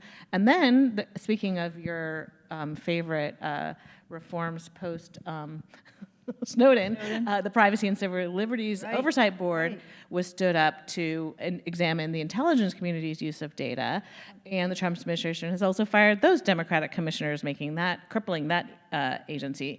And that's particularly worrisome, right? Like the idea that we have all this intelligence community data, we have not yet heard whether DOJ has gotten any of that, and I hope and pray that they haven't, but that's a terrifying concept, right? Yeah, would that be something that an active, functional PCLOB, Privacy and Civil Liberties Oversight Board, would and could investigate? I mean, the PCLOB was never really given enough staff and resources to do probably as quick and real-time and in-depth investigations as I think we would like to see. But in a future theoretical world, if they had those resources, it would be amazing. And certainly they have done the best they can with the resources they have, and they have raised some really important questions about intelligence community use of data on U.S. persons that has been really important to transparency. It's not clear whether those issues have been resolved, but at least we know about them. Have you investigated or looked into any of the intelligence community's use right now of data, federal data, for intelligence purposes, but that might concern you from a privacy and civil liberties perspective? I mean, I'm always concerned about the intelligence community's use of data, especially transparency. That's even blacker. Yeah, but I think right now we're in a period where we don't have a lot of oversight. The only oversight right now, since PCLOB has been taken off. Well, you have the intelligence committees. You have the committees, and then you have the FISA court. And probably, in my mind, the most meaningful reform post-Snowden was actually the addition of an advocate to the FISA court who would argue the other side. So basically, FISA court is where the intelligence community goes to a court and says, I want to spy on this U.S. person. The court says, why? And they say, because blah, blah, blah. And previously, there was no one on the other side making the other argument. So the judge was like, okay, seems cool. Or maybe they'd say, I have more questions. After the Snowden reforms, they added an advocate on the other side who would at least make the counter argument of like why this might be problematic, or do some investigation. Which is still far more than any, I think, other country in the world has, right? Correct. That is more oversight than any other country has on their own domestic surveillance program. And so that is wonderful, and I think a real badge of honor for the United States. But what does that mean when you have this other agency grabbing all of the data on U.S. persons and that's stored around the agency and using it in some unaccountable way? That's like a separate intelligence apparatus that's being set up, essentially, with none of those oversight. Yeah, but and ostensibly for domestic purposes, but we don't know. It's nothing that you are you wrote about, but what my concern is the weaponization of the intelligence, which the Trump administration, Kash Patel and others have came into office complaining about, charging that prior administrations had weaponized intelligence for political purposes. But there are concerns now that the same agencies these people are in charge of are now maybe being manipulated through the leaders there to weaponize the intelligence they have. And I think that's something that we need to be, aware of or vigilant about, and another thing for civil society to be concerned about and to check for. Yeah, I mean, this is like broken out into the open in a way that is pretty unusual for the intelligence community, where the administration has basically claimed, and I cannot pronounce the name of the gang. Tren de Agua? Yeah, Venezuelan. Yes. Gang. So the administration is claiming that they're, a state actor, basically, and the CIA has now put out, 2 different reports saying they're not. Mm-hmm. And so this is like a in the open dispute. But it clearly speaks to this question of weaponization, right? Are they trying to get to an answer that the data doesn't support? And what's interesting is the report that came out that actually showed that, in fact, the intelligence community assessed that Tren de Agua was not run by the Venezuelan government, was done through a FOIA, a Freedom of Information Act. So, someone still was able to get it out through FOIA. Yeah. All right, we have maybe 10 minutes left for questions. Questions? Let's open it up to the audience and see if anyone has a question for Nadine. I mean, for Julia. Thank you, Nadine.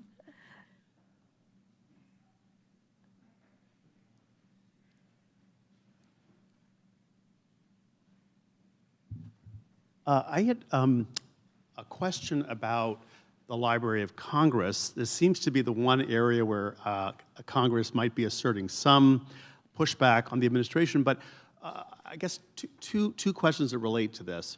One is, how important is the Congressional Research Service to informing Congress to enable it to take some kind of role in, some kind of backstop role against the administration? And then the second question is, yes, President Trump has tried to assert control over a great many things, including the Kennedy Center, just as one example of a strange thing for him to want to control. But why do you think he is trying to control the Library of Congress in particular? So I'm not that up to speed on the Library of Congress issues, except that I know that they fired the librarian, and then they tried to install some new ones, and the staff wouldn't let them in the office, I believe. And so that's like a standoff that's going on right now. I think that I think it's worth thinking about all of these things through the lens of what does an authoritarian playbook look like, and it does involve controlling knowledge production, and so that you can only produce the knowledge that you want the public to have. And so I guess in that case, Library of Congress would be a knowledge production. And there are, the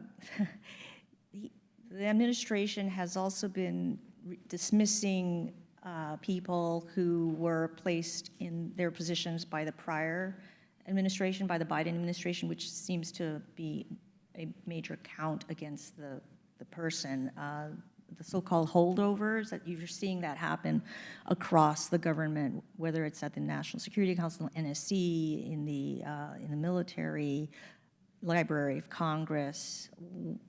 One thing I constantly hear as well, they were appointed by Biden, or this. And there's also the DEI angle, diversity, equity, and inclusion campaign, the executive order that President Trump signed, and he seems to have also gone after his particular, target focus of people who are, people of color, women, et cetera. So just want to throw that. And the Librarian of Congress was a black woman, so that's just to close the circle there. Thank you. You talked about the, I didn't know about the Johnson, the 1974 story and the consolidation of data and the resistance to it. Whether it's the government consolidating data or the backpacks of laptops with sort of illegally taken government data that creates kind of a shadow government database, if not a shadow government, or the hacking that's been going on, for years, where like so many of us can assume that hackers have our social security numbers already.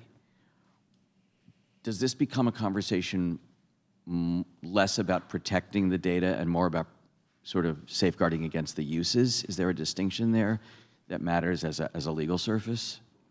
I mean, this has been a debate in the privacy world forever, right? Whether limiting use is sufficient or whether you have to limit collection. And you can hear really compelling arguments on both sides. But I think Olivier's point about data minimization is a really key point there, which is like, you shouldn't keep things you don't need because you're always exposing yourself to some sort of attack. But I think we aren't going to get out of this with, in this particular case, with usage limitations unless we have some ability to police them. And right now we don't have that. We don't have a police on the beat of that, right? Which because we don't have any data protection investigatory powers. So I guess in that case, that's sort of why, the 1974 Privacy Act was written the way it was, which is siloing. It was an attempt to limit collection in a way by keeping it in each silo and not letting it move. So I guess my answer is that it's a hard question. Hi, thank you. And so you had touched on a little bit of the contractors maybe kind of helping with kind of consolidating the information and providing services for the government. We've seen reporting on Palantir be one of those companies that's probably going to get contracts or is getting contracts and has gotten contracts in previous administrations to do this. I was just wondering if you could speak a little bit about, have you seen the industry adjust to try to get like Doge contracts or Trump administration contracts to kind of take this data as a way of like supporting law enforcement, supporting immigration enforcement, supporting other things that could be used to kind of threaten the freedoms of Americans? Do you have an answer on that? Well, Palantir is a major intelligence and defense contractor to the government and has already gotten those sorts of contracts even prior to the Trump administration. So yes, of course there'll be, that's what they exist to do is aggregate and mine data in most effective ways. So yeah. But I think we are also seeing a real switch in the tech companies, right? I would say maybe 5-6 years ago, almost all of them had these positions that they wouldn't do defense contracting, and they've all flipped and said that they're all on board. And so I think we're definitely in a different world now where we have these giant companies that have so much data, and then the idea of them plugging in with the government data or through the Doge shadow data, whatever, is a terrifying concept. Are you referring to, for instance, the big Google AI controversy where the engineers want so to? a lot of the companies used to have those prohibitions. Google had one, OpenAI had one, that they said they weren't going to do defense work, and they pretty much all changed. I think Anthropic also changed. They all changed their minds on that. Thank you. Thank you. Thank you to both of you for joining and doing this keynote. I think at a minimum, it's important for us to recognize how important journalism is to the accountability function that you were asking about Ellen, and the two of you obviously are great examples of that. I want to ask a question about that, but a point of information with regards to the Library of Congress, the Librarian of Congress. There's reporting that maybe there's a DEI thing going on here, but there's also reporting that the Library of Congress is going to publish a report or make a recommendation with regards to whether collection of information for the purpose of AI was fair use, and that sometimes it isn't. And this is obviously inconsistent with some of the things that champions of the administration would like to see. That's just reporting. I don't have any firsthand knowledge of that. But with regards to journalism, I've heard you, Julia, talk about the role of journalists today. Can you say a little bit more about the accountability role and the kinds of institutions you would like to see if Congress is asleep and the courts are slower, given the role they have? Oh yeah, thank you for that, Olivier, and also thank you for that clarification. I'd forgotten about that Library of Congress point, but yeah, journalism is in a really difficult place right now, and particularly its ability to hold power to account, which is the most important role of journalism, right? Journalism can serve a lot of functions. It can be explanatory, it can be entertainment, but I think the core thing that we want in a democracy is the part that holds power to account. And what we've seen is that corporate media has a lot of interest with the government, is not necessarily always really going to be able to step up to being as adversarial as needed in this moment. And so one thing that I think is worth noting is that there's a emerging world of independent journalism that is being a bit more fearless and adversarial, and is an important space of journalism. And not all of it looks like what we expect journalism to look like. Some of it is, a YouTuber named Hassan Piker, and there's or Substackers like Heather Cox Richardson, who's a history professor, right? They're not even people who self-identify as journalists, but they're an important part of the landscape of holding power to account. But the truth is that independent media landscape, although they have a lot of the fearlessness and the intention of holding power to account, the things that Ellen and I do are extremely expensive and take forever and involve meeting sources and cultivating them over months and years to get them to tell you things, and hiring data journalists and doing big data analysis and taking legal risks. And I'm very worried about our world right now where we don't have that kind of infrastructure for this emerging area of journalism. And but luckily the folks at the NICE First Amendment Center are going to fight all the legal battles for everyone and make it all safe, so we will be fine. Yeah, because I was going to ask you whether you thought these independent journalists and bloggers who are coming up, what happens when they get sued for libel or find themselves having to defend against a leak investigation? Fortunately for you and me, we have lawyers who will foot the bill, who will go years in a case, go through all of the legal motions that have to be undertaken. And I'm not sure there are enough outlets out there that have that wherewithal or commitment to do that. At the same time that in this current environment, we're under this persistent withering assault against institutions and guardrails that we once kind of took for granted, whether it's in academia, civil society, the courts, journalism. It's relentless, and I think it's concerning. Yeah, I mean, this happened recently. There's a YouTuber named CoffeeZilla. Has anyone heard of him? One person in the back, all right. But he's sort of been one of the he's done a lot of investigative journalism about the crypto world, and he put out all these reports and was calling out these different coins that were scams.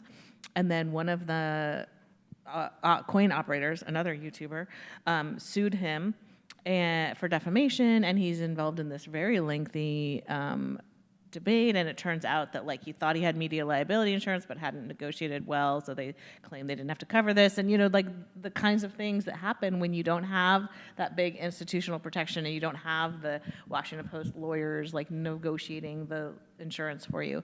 So this case is still ongoing, and it's one that really makes me think it's going to be a little bit of a test case for this whole independent journalism scenario. I think we have another question.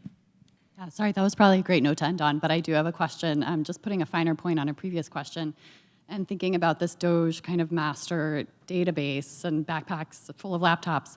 I was just wondering, to the extent national security concerns have cropped up, either through your own reporting or through whistleblowers or elsewhere, just thinking about the fact that government databases have been the targets of hacks in the past, and Congress and the executive have been quite concerned about national security in support of a TikTok ban, et cetera. But now you have tons of information, kind of robust profiles of almost every American, every person in America, apparently being like trotted around in backpacks. And so has Congress or have other folks raised the national security concerns with having this kind of warehouse of information stored presumably in relatively unsecure ways? I don't know, or are there security protections that have been put into place, but that be motivation too for some kind of congressional action?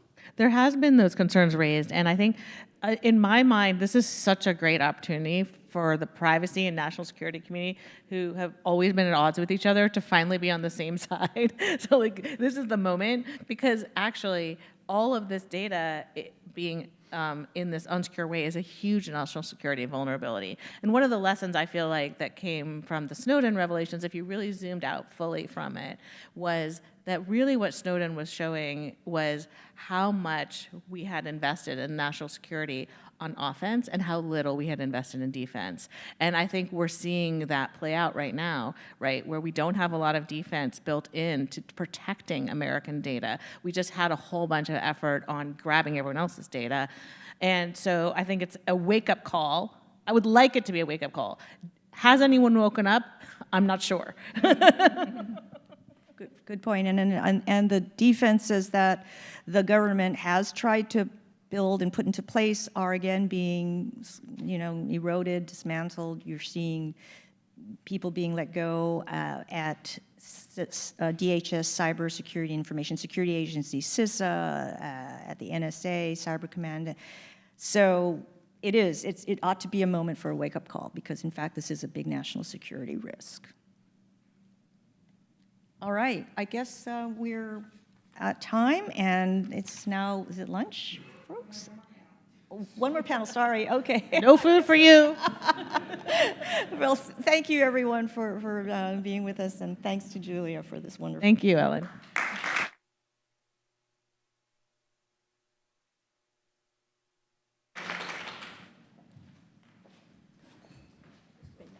Thank you so much. That was great. We'll do a quick set change up here and do our final panel. Thanks so much.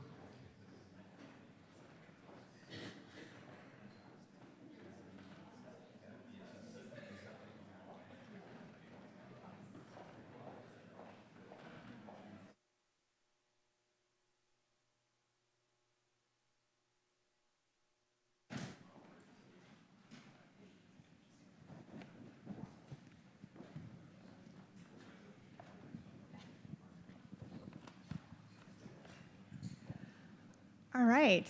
Thank you all so much for sticking around and for that fantastic keynote. For our second and final panel, we're going to solve all of these issues in the next 45 minutes, so I hope you will stick around as we do that. So I'm going to give a little bit of a chapeau here just to guide us into this discussion and then introduce our incredible panelists here. So we've heard a lot about the attempts of lawmakers over the past 30 years to address this or to fail to address these issues. And we have seen, I think it's important to note, some concerted efforts at the federal level to get traction on comprehensive privacy legislation, particularly in the past couple of Congresses. We've seen the American Data Privacy and Protection Act, ADPA, and the American Privacy Rights Act, APRA. Those efforts have not been realized, as we'll hear a little bit throughout this discussion, due in part to sticking points such as a private right of action or issues of preemption. We've also seen policymakers contemplate bans on the use of sensitive information such as biometrics or precise location, reforms that would limit commercial use of personal data and create more transparency as to commercial practices, including via various disclosure frameworks or access for researchers. But the thing is that we know that the law does protect against government restriction of certain expressive acts, right, including some that are commercial in nature. At the same time, companies may be required to disclose information about their commercial practices as a means of ensuring that consumers are not deceived. And we do have laws that restrict the misuse of personal information, including in terms of, for example, marketing of that information without consent or use for discriminatory purposes. But we are continuing to see enormous pushback on efforts to expand or augment these laws. And as we've heard, and we'll hear again today, companies have noted the potential for laws to restrict information gathering, that they say these burden speech and they hamper innovation. It's a familiar cry, and we've been hearing it more and more as of late in the AI space as well. As we will discuss today, state legislatures have taken up the mantle of data privacy with some success, but the fact remains that the collection, use, and sale of individuals' data is a business model. And the entities that rely on that model are trying to preserve their ability to do so, often by invoking the First Amendment as a shield to attempts to regulate them. But in the meantime, our data is still being used, right? We are all victims of the surveillance economy. And we have a significant asymmetry in terms of what people know about how their data is used, who profits from it, and what steps, if any, they can take to protect their privacy online. And in this current moment, as we've heard from our first panel this morning, and just with our keynote, with the escalating threats, that asymmetry feels more unsettling than ever, which is why we have this fantastic panel to discuss this and see what can be done. So right to my left, Natalie Marichal is a co-director of the Privacy and Data Project at the Center for Democracy and Technology, CDT, managing projects related to privacy and data protection in the context of artificial intelligence policy, online advertising, disability rights, workers' rights, and virtual, augmented, and extended reality. She also sits on the board of the Coalition for Independent Technology Research. Prior to joining CDT, Natalie was the policy director at Ranking Digital Rights. She holds a BA and MA from American University and a PhD in communication from the University of Southern California's Annenberg School for Communication and Journalism. Her work has been published by the International Journal of Communication, the Journal of Democracy, the Global Commission on Internet Governance, Media and Communication, Global Voices, Motherboard, and Slate. Monique Priestley, at the end, is serving her second term as a Vermont State Representative in the District Orange 2, focusing on consumer protection, particularly in data privacy, artificial intelligence, and right to repair legislation, as well as issues related to the future of work. Her committees include the House Committee on Commerce and Economic Development, the Joint Information Technology Oversight Committee, the NCSL Task Force on Artificial Intelligence, Cybersecurity, and Privacy, and the NCSL Committees on Technology and Communications and Labor and Economic Development. Priestley has received recognition for her impactful legislative leadership, including the Council of State Government's Top 20 Under 40 Award and EPIC's National Champion of Freedom Award in 2024. She was selected for the 2023 NCSL Emerging Leaders Program, the 2024 Future Caucus Policy Innovation Lab Fellowship, and the 2024 CSG Eastern Leadership Academy. Neil Richards holds the Koch Distinguished Professor in Law at Washington University School of Law, where he co-directs the Cordell Institute for Policy in Medicine and Law. He is also an affiliate scholar with the Stanford Center for Internet and Society and the Yale Information Society Project, a fellow at the CDT, and a consultant and expert in privacy cases. Richards serves on the board of Future Privacy Forum and is a member of the American Law Institute. He earned graduate degrees in law and history from the University of Virginia and served as a law clerk to both William Rehnquist and Paul Nehmeyer. He is the author of Why Privacy Matters and Intellectual Privacy, both published by Oxford Press. His writings on privacy and civil liberties have been widely published, and late-breaking news, he was just named as the Consumer Privacy Ombudsman by the federal court overseeing the 23andMe bankruptcy, which I kind of just want to talk all about that. But, all right, with this incredible panel, let's get started here. Natalie, I'm actually going to turn to you because you've been steeped in this privacy discussion for years, and I'd love if you could just give us a little bit of a timeline as to how we got here and where we are and what's missing now. Thanks so much for the question, Nadine, and thanks everyone for being here. It's good to see that people care about these issues and that they resonate. So this is a frog that's been boiling slowly for decades, right?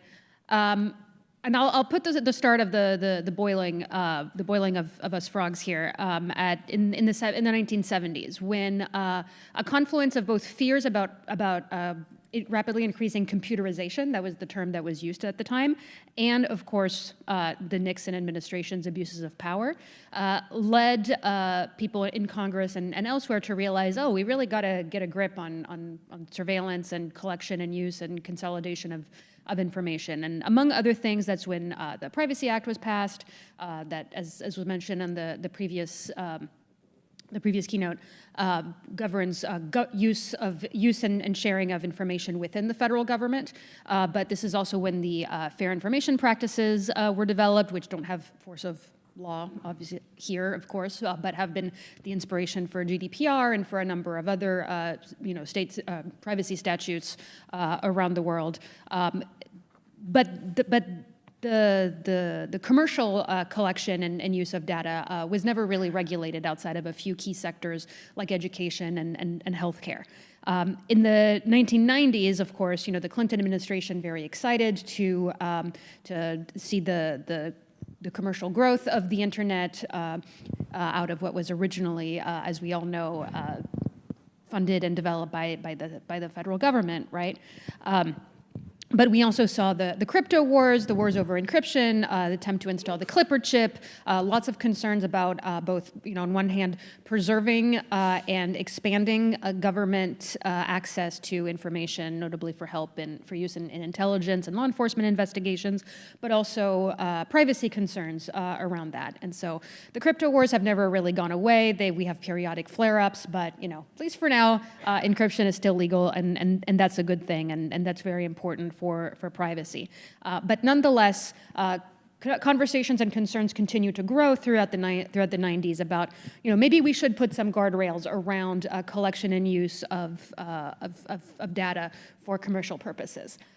But then 9/11 happens, and that conversation gets completely shut down. And if anything, the valence does a complete 180, turning towards away from concerns about government overreach to, no, actually the government needs to be able to collect more information, break down these information silos. And, within the intelligence agencies, that there was some merit to that, right? That certain data was collected and not translated quickly enough, and had that happened, had there been better information sharing within the IC, that they could have seen 9/11 coming more accurately and done something about it. So I'm not discounting that completely, right? But at the same time, you have the National Security Agency on one hand within the government, and then Google in the private sector, both pursuing this logic of we must collect and organize and understand all the information in the world.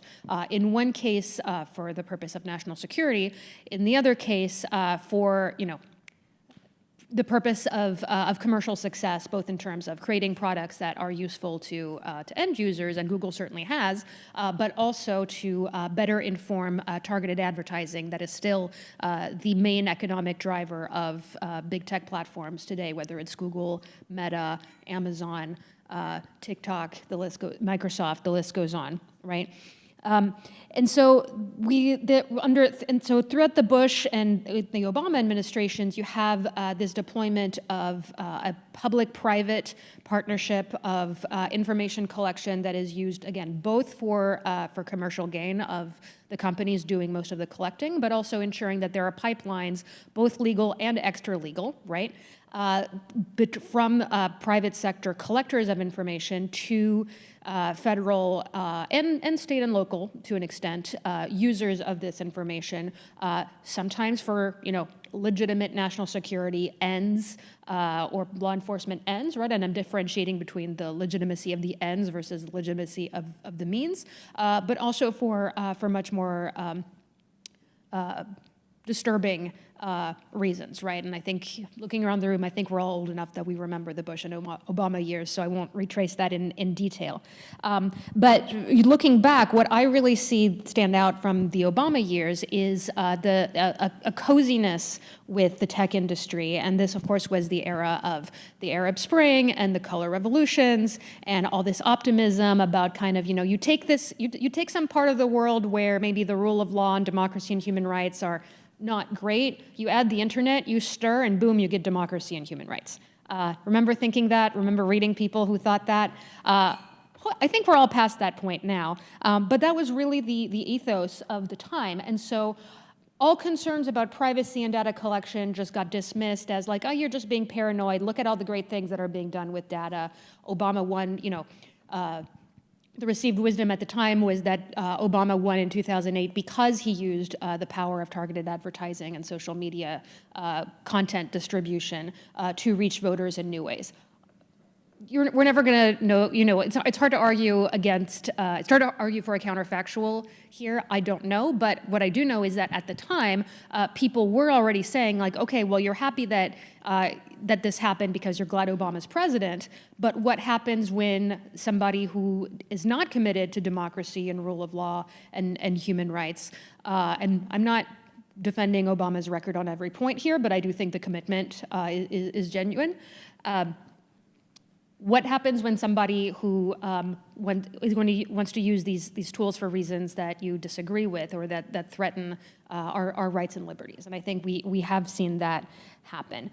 And so, the Trump one, again, we all remember, although I thought I did a pretty good job of repressing a lot of that era, and now it's all coming back. Maybe we can have group therapy later, but the tech companies really did, by and large, stand in, at least put a good faith front. That's a contradiction in terms. What I mean is that you can argue that the big tech companies took a stand against the Trump administration, at least in some cases, whether it came to committing to require requiring subpoenas before turning over data, to pushing back against demands to engineer their content moderation systems in ways that served the administration's political and ideological goals, standing up for the rights of immigrants, supporting lawsuits, again, standing up for immigrants and various people who were being marginalized by the administration. But something happened between the pandemic, between what many people have called the techlash, but frankly was pretty mild as far under the Biden administration, right? I mean, just basic, and somehow, convinced themselves that these pretty mild regulations, whether it's the Biden administration's blueprint for an AI Bill of Rights, or the executive orders related to AI, or the EU AI Act, and GDPR, and various other mechanisms like that, really just aimed at putting a bit of a framework around the development and use of digital technologies, kind of construed that, a number of tech leaders really construed that as an existential threat, and decided that, like, well, if the way that we want to do business is being deemed antithetical to democracy, then we're just going to have to get rid of democracy, right? And Mark Andreessen said that pretty much verbatim in the New York Times in January. Peter Thiel and Elon Musk have both been on the records for years saying, like, well, the things we want to do are never going to happen through the democratic process, but they must be done. Ergo, we need to go figure out a way to go around the democratic process. And so after, a series of phases where, first I think under Bush and Obama, there was kind of this sense of an alliance between tech companies and civil society against government overreach, followed by a very short period where civil society was able to advocate for its goals with a receptive administration under Biden, and the tech companies kind of being the odd ones out in this three-legged stool, to now having a fusion of corporate and state power, with animated by a set of ideologies ranging from Christian nationalism to white nationalism to techno-optimism, rooted in the idea that AGI is coming and it's going to solve all our problems. Therefore, we must get there as quickly as possible. Therefore, we have not just the right but an ethical mandate to bulldoze through any aspect of the democratic process or checks and balances or even the Constitution that might get in our way, where we are in early stage digital authoritarianism. And it all started because we started boiling the frog in the 1970s, and here we are. So are we going to jump out, or are we going to boil to death? That's the question that we have to sort out very quickly. So I'm going to come back to the frog and to what we can do, what we can get out of the water. But I want to turn to Neil, because so much of what we're hearing about this is in terms of the First Amendment question, right? And the use of the First Amendment to either push back against or try to help craft some kind of framework of regulation here. So how should we think about the First Amendment right now in this context? Yeah, so first of all, it's great to be here and great to be on such a great panel as part of such a wonderful event. 23 years ago, I was an associate at one of the big law firms here in DC, and I decided I wanted to be a law professor. And so to do that, you got to write an article. And so the best thing to do that is to establish yourself as part of a conversation. But I was a 29-year-old fifth-year associate at Wilmer. I wasn't part of any conversations. And so there was an article that had just been published in the Stanford Law Review by Professor Eugene Volokh that was called Codes of Fair Information Practices, Why Privacy is a Troubling Right to Stop People Talking About You. And I thought that was an eminently dumb article, but it was in Stanford, so I figured, hey, I could probably get a job if I write an article explaining why I think this article is really stupid. And so I did, and it was ironically published in the Law Review where that professor taught, which was his students must have been mad at him, but so that was a nice thing. But so I wrote an article that was about privacy and free expression, and I made the argument that it was possible if people took this really silly idea by, he's a delightful person, very smart scholar, but I thought it was a dumb argument, by Professor Volokh seriously, we could have a sort of a Lochner for the digital age. We could have a series of arguments brought by wealthy, highly capitalized corporations that would wrap their business model in, to my mind, a fairly silly constitutional theory, but that could eliminate regulation of digital business models the way in the Lochner era proponents of liberty of contract from sort of 1890 to about 1938 were able to argue that things like minimum wage laws and workplace safety protections violated the liberty of contract by which workers can sell their labor to capital, and that was fundamentally unconstitutional. Right? The republic will fall if we have a minimum wage law. The republic will fall if we subject information flows to minimal privacy protections. There was an equivalence between the arguments. So I got the job. I wrote some more articles. I got tenure. I wrote a book called Intellectual Privacy, which laid the arguments out in greater form, and nothing happened. And so I was quite delighted that I had a job, that I think I'd said some important things, but we weren't actually dealing with those issues.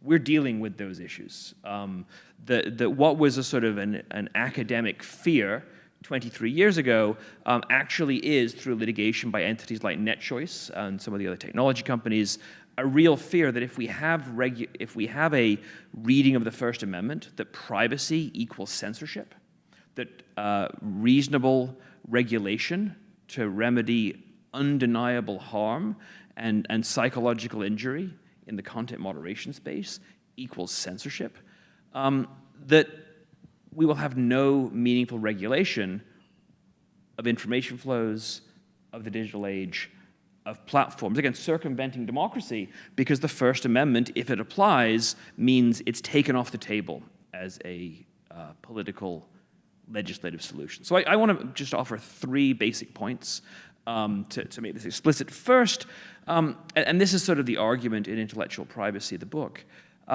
privacy is necessary for free expression.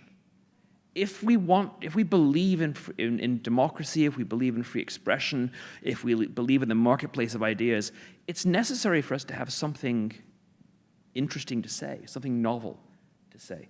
Privacy is the shield whereby we can figure out who we are and what we believe and what we want to say and how we're going to say it, either by thinking, by reading, by conversations with confidants, or by discussions in smaller groups before these ideas are ready for prime time. And I think to say that privacy and free expression are in this sort of irreconcilable conflict misunderstands privacy, misunderstands free expression, and ultimately misunderstands democracy and self-governance. Second point is some privacy laws are going to violate the First Amendment properly understood. So if we had a law that protected government officials beyond the scrutiny we think is necessary under laws like FOIA to find out what the government is up to, as the sort of proponents of FOIA put it, those laws can be deemed censorship. You can imagine also laws that are targeted at journalism. Well, you can't report on this thing that is really important to this policy issue because that's private. So we can imagine some ways in which privacy laws, particularly ones that target public expressions of the truth by the press, can meaningfully trigger strict scrutiny. But most privacy laws don't violate the First Amendment. More fundamentally, most privacy laws are not threats to democratic self-governance or free expression. And I think that if we go the other way, if we embrace this sort of digital Lochner argument, that anything we do with data is the same as editorials in the New York Times, then we will not be able to have any meaningful regulation of anything that the companies do with data or anything that they do with words. But of course, lots of things we do with words can be, even in the non-digital context, can be punished civilly or criminally. If I were to ask Nadine if she would accept $50,000 to murder my wife for me, I'm just speaking. I'm just expressing my opinion that I don't like my wife anymore, that she's inconvenient, and that I think Nadine is a pretty good assassin. Right? That's absurd. But some of the arguments that NetChoice is making in its cases against democratically elected, highly popular, functional laws that promote, to my mind, good policy are every bit as stupid as that argument that I put forth. Okay, third point. The answer is no, just in case. Okay. I know you charge higher rates.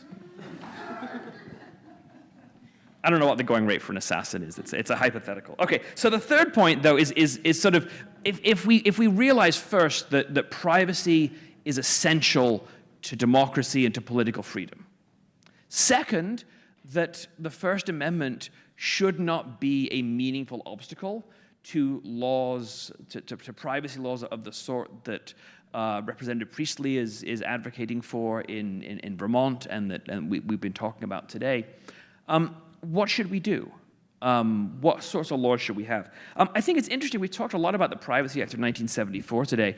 To my mind, the most interesting thing about the Privacy Act of 1974 was that it was introduced as a comprehensive data privacy bill that would have regulated both public and private sector databases.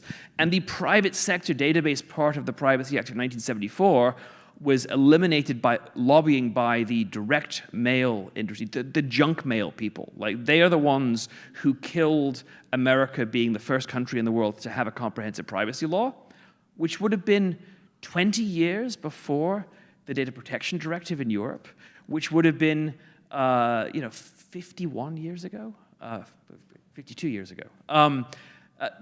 That to my mind is mind-boggling. And so Congress is really good at not passing a comprehensive private sector data protection bill, but I think it's important to look at the time frame. It's not that EDPA didn't pass, it's that for 50 years, Congress has realized this is a thing we should do, and it has been a specialist in failure at passing even an ordinary data protection bill. I think what the laws should look like, I think we should have less emphasis on what are so-called data subject access rights. It's good to have access to your data. It's good to be able to see it. It's nice to be able to take it and bring it over there. But those rights only work if people exercise them. I think we need to have privacy laws that work for consumers if they do nothing. If they take a page from Congress's book and do nothing. That we should have laws that protect us, like laws against deceptive or unfair trade practices, that we don't need to push some button in order for it to work. They should just work naturally. So laws like the data minimization requirement of the law that nearly passed a couple of years ago. I've written extensively with my friend and colleague Woody Hartzog about the importance of data loyalty requirements. Basically, and with Jordan Francis, who's also sitting in the back here, he's written with us too. These are laws that protect against betrayal and that protect you no matter what you choose, and that require companies to ask, am I actually doing what I say, which is using this data in the best interest of the data subject, rather than engaging in unjust enrichment or my own uses? And finally, I think these laws should have private rights of action. I know they're highly controversial, but just imagine, if you will, and then I'll stop talking.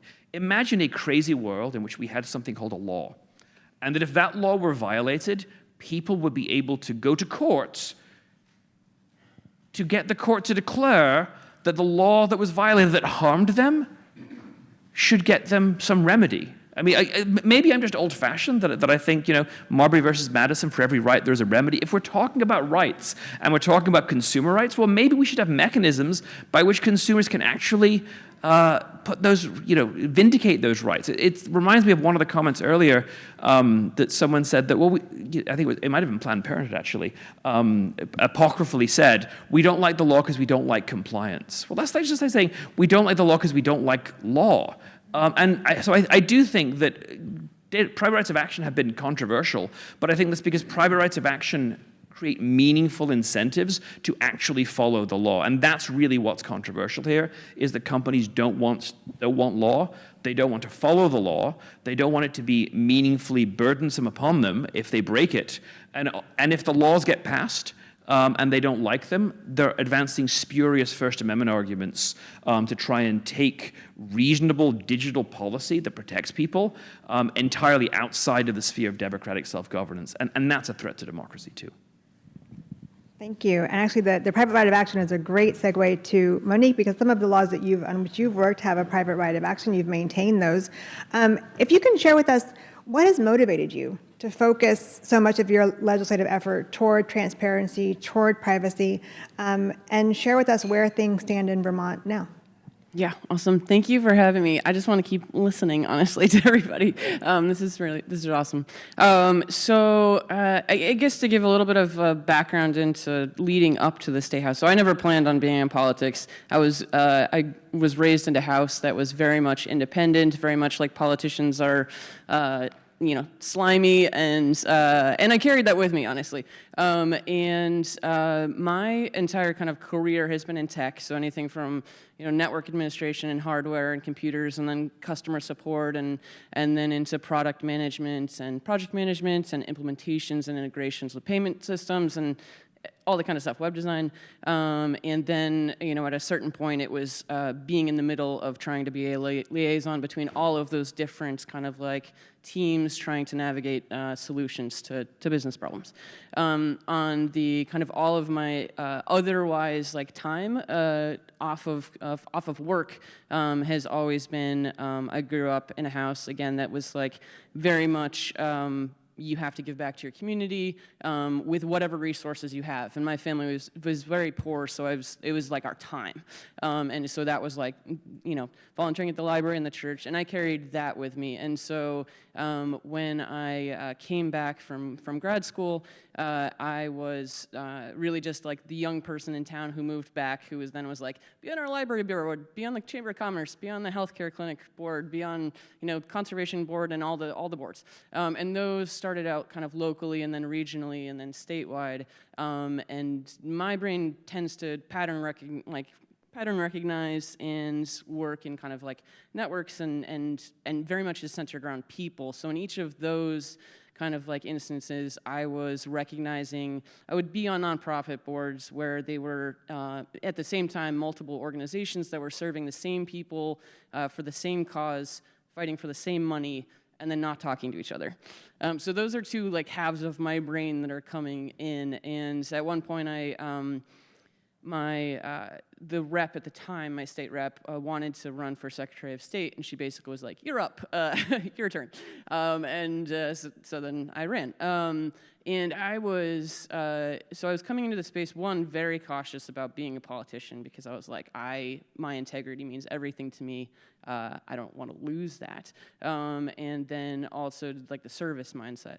And so when I got on, we were trying to figure out where to put me because of the two kind of like brains. I was very much in economic and community development, very much in tech. There were two different committees where those jurisdictions happened. When I ended up in commerce, we started with a earned wage access bill. And that was the first kind of like I was not aware of consumer protection as like a thing that we would get to touch. And so when that first bill came up, our chair was very kind of like proud of the fact that Vermont had made it illegal for payday loans.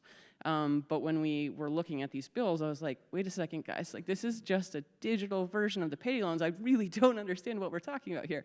It was really frustrating. And then we get the data privacy bill, and it was, it was a mix of a lot of different states and even GDPR. So we have like a little bit of Delaware, Virginia, California, all that kind of stuff into one privacy bill. And this is the first time I had really talked about privacy and learned about it. And it was super contradictory in and of itself. So my chair, towards the end, I was one of the, on my committee having kind of the tech brain. It was very exciting for me, and most of my committee members were like, what are we talking about? And so my chair said we could start over again, and we were going to keep doing this, but we could start with California, Connecticut, Virginia. And I had had enough conversations that I valued the strength of California. And our whole committee and myself voted, like, we're going to do California. My chair was like, great, well, I get to make the choices here. We're doing Connecticut. And so I reached out to Senator James Moroney, who had written the Connecticut bill, and was basically like, can you please make me feel better about doing your bill, because I'm hearing that it's an industry bill, and who did you talk to, what do you wish you had done, all that kind of stuff. So he helped kind of connect me to a bunch of different people. At this point, like that, and actually one thing I want to kind of express in this space where it feels very much doom and gloom, our federal government is under attack by our federal government, the thing that I have, and going back to also that first panel where I asked the question about the kind of the advocacy groups on the ground that are, they're scared about having to comply with very technical things when they have a lot of different laws to keep track of. And so I totally feel for them. But the thing I've noticed is that, especially being on panels like this, the more people that I'm talking to, that other people are talking to, that legislators are talking to each other, has been the biggest learning experience here, is getting outside of our bubble, because we don't have staff, we don't even have offices in Vermont, and we're part-time, an agrarian calendar, 15,000 or so a year, so everybody's trying to struggle to learn all the topics and be in the building at all, hard stop. But reaching out to law professors for technical assistance things, like one thing that Neil just mentioned. So I, at one point, with the pattern recognition piece, we were hearing from all these different lobbying groups, and at one point I was like, this one thing, I'm not going to name names at this point, but this one pattern keeps coming up. And I really think that there's more to this. And I need help trying to navigate the history of maybe this one little piece of the partners at play that are speaking to me. And I had reached out to law professors, and I was like, can can you explain maybe the potential pattern? And I also reached out to investigative reporters, and you know, the investigative reporters in 2 seconds were like, oh, well, this is your pattern. And then the law professors were like, and here's the history that makes this all make sense. And so, you know, building on that network of, at this point, I'm talking to, you know, civil society, even industry folks, and global privacy officers, and legal compliance officers, and then, you know, I think exciting for me is like ad tech professionals, cybersecurity professionals are like the most fun I'm having right now. But I think in general, as at the state legislature level, we call them laboratories of democracy, but most people don't even know who their state legislators are. They just don't know, the reps and senators. Meanwhile, there are more lobbyists in our building than there are representatives in our building. There are more, there's nearly more lobbyists fighting data privacy bill alone than there are representatives in the building. So I guess I would just like encourage everyone that there's a real opportunity for education for both the public. So we need the press. I heavily rely on conversations with the press. And then just conversations with each other. This is amazing, this opportunity for everybody to like be on the same page. But to like legislators in general, anywhere that you're kind of representing or coming to this, like we need help.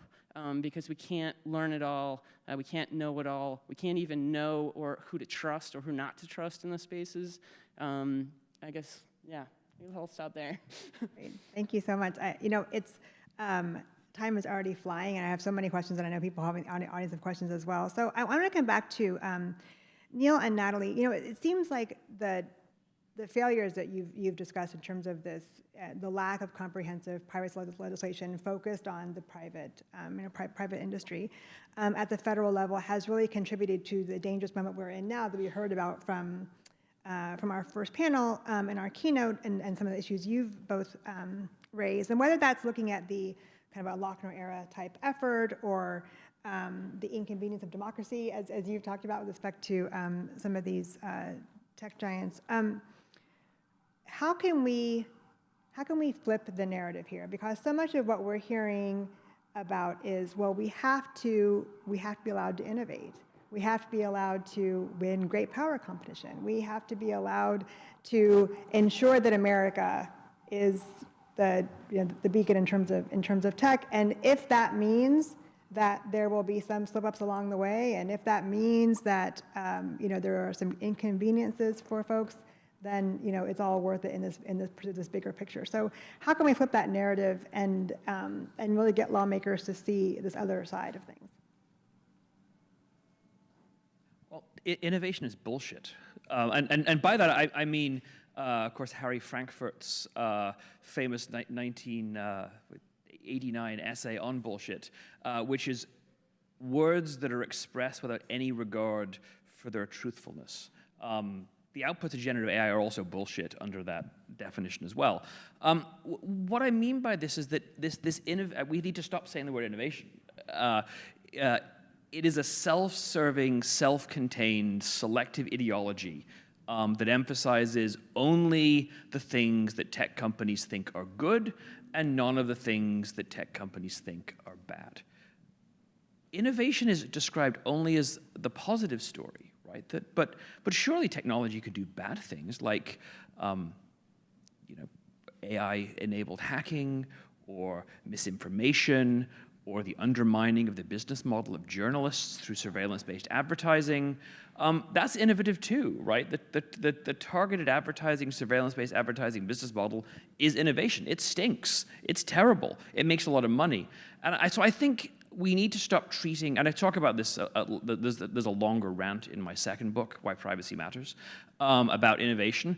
But the basic point is that we need to stop treating innovation as if it is this delicate flower. Because companies are also fond of saying, we can do that. We are so good at things. We're so smart. We're the smartest people in the history of the world. We're running these massive companies. Well, then maybe you can, if you're that clever, maybe you can solve for profitability while not undermining democracy. Maybe you can solve for profitability while also embedding these human values into the design spec that are going to build trust with your customers, who are maybe going to want to then give you more data if they meaningfully trust you. So I think in response to this notion of innovation as this delicate flower, there's an older proverb which I think is quite useful, which is that necessity is the mother of invention. And if we build human values, as we need to do, into the reasonable baseline laws that should govern interactions between platforms, tech companies, and consumers, and government in that sort of triangle, then I think we'll all be better off. And I think we should let the tech companies show us just how smart they are by building really good products that also don't undermine democracy. Yeah, I absolutely agree. And similarly, I think the great power competition is totally overblown. I mean, it's frequently couched in frankly racist and xenophobic terms, which is just gross. But also, are we competing with China to be the best at surveilling and repressing our ethnic minorities and marginalized political groups? Like, is that what we're trying to do? Yeah, China's really great at building mass surveillance and clamping down on free expression and any kind of difference and disagreement with the state. That's not what we want. That's not good, right? Speaking of bad innovation. So I think those are all talking points that come straight from Silicon Valley public relations apparatuses. And I think I agree completely with what Neil said. But I think at the point that we're at, it's not about persuading policymakers. It's about changing the policymakers and replacing them with people who understand the stakes, who understand the values, and that have the commitment to democracy, rule of law, and civil and human rights that the current administration and the current Congress certainly have not demonstrated. Great, and along those lines, Marika, I'm going to come to you because this week the House Ways and Means Committee passed, as part of budget reconciliation, what would be a 10-year moratorium on state-level AI legislation. It faces an uphill battle for procedural reasons, but it does, I think, really highlight where the thinking is right now, particularly in the AI sphere, but also I think it's important for technology policy more broadly. So much of what we've heard with respect to privacy legislation is that preemption is a concern, and I think one of the stated reasons for this is the idea of preemption and just making sure that Congress will take care of it. But as we've seen now, it's been 52 years, you said, Neil, since Congress has not taken care of this.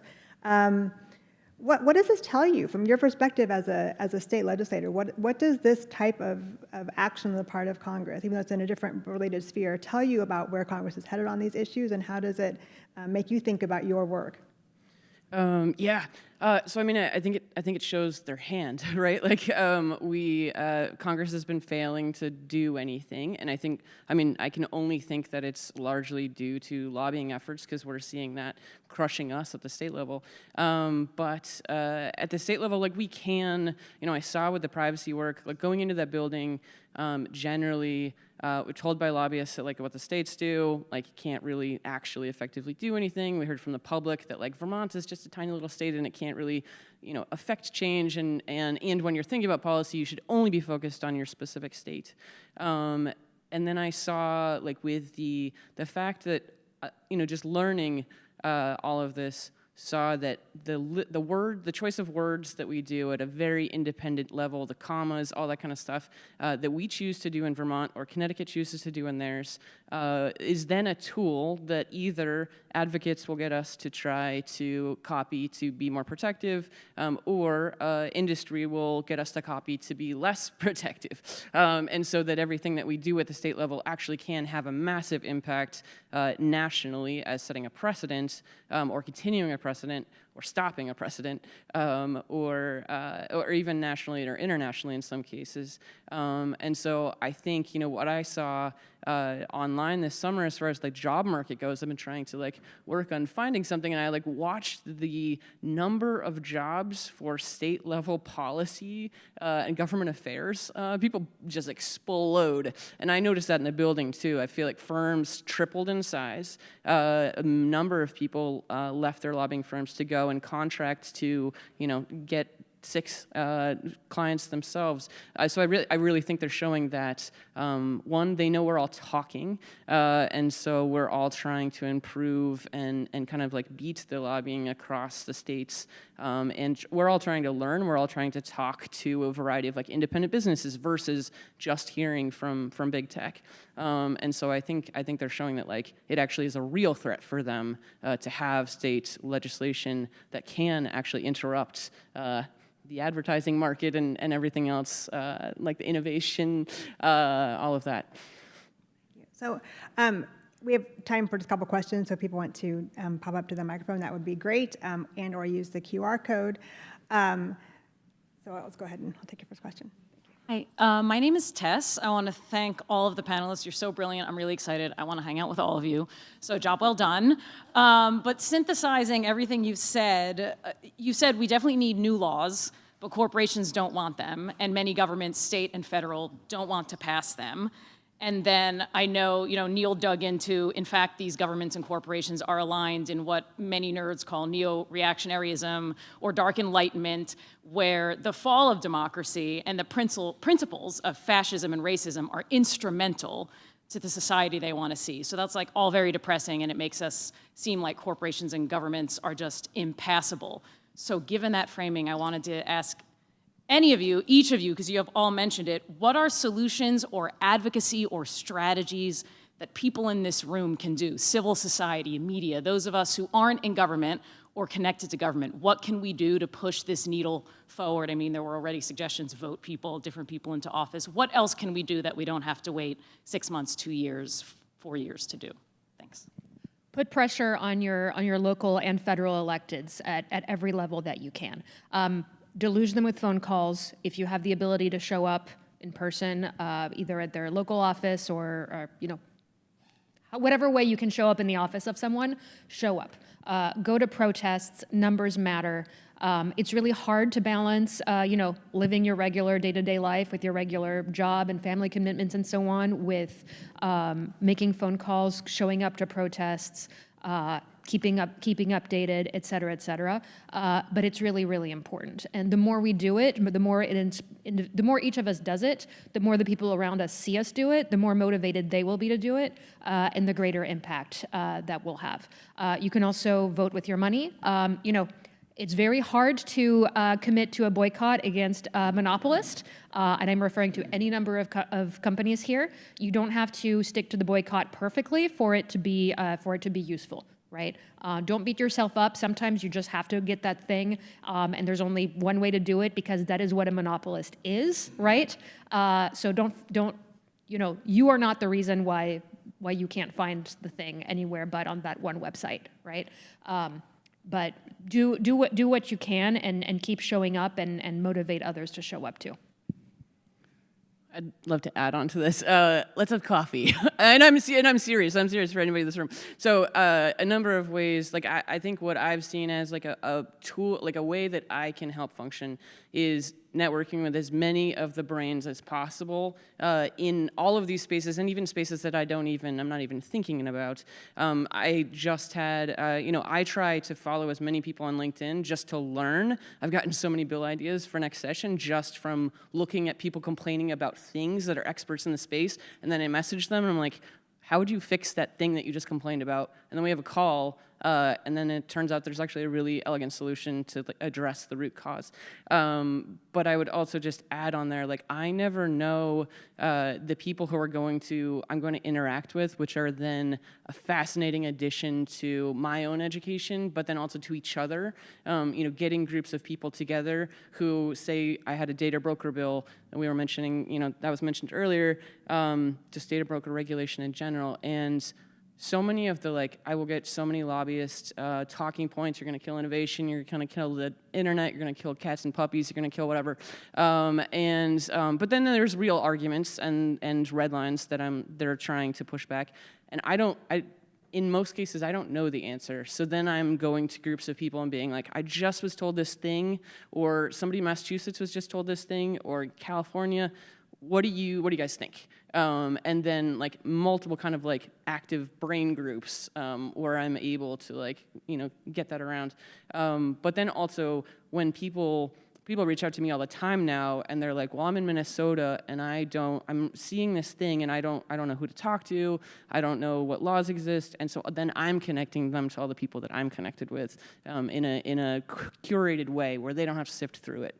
And so I think just like, I don't know, I know there's a lot of other people in the tech policy space in particular who are operating the same way that I am, and so I just encourage like people to reach out.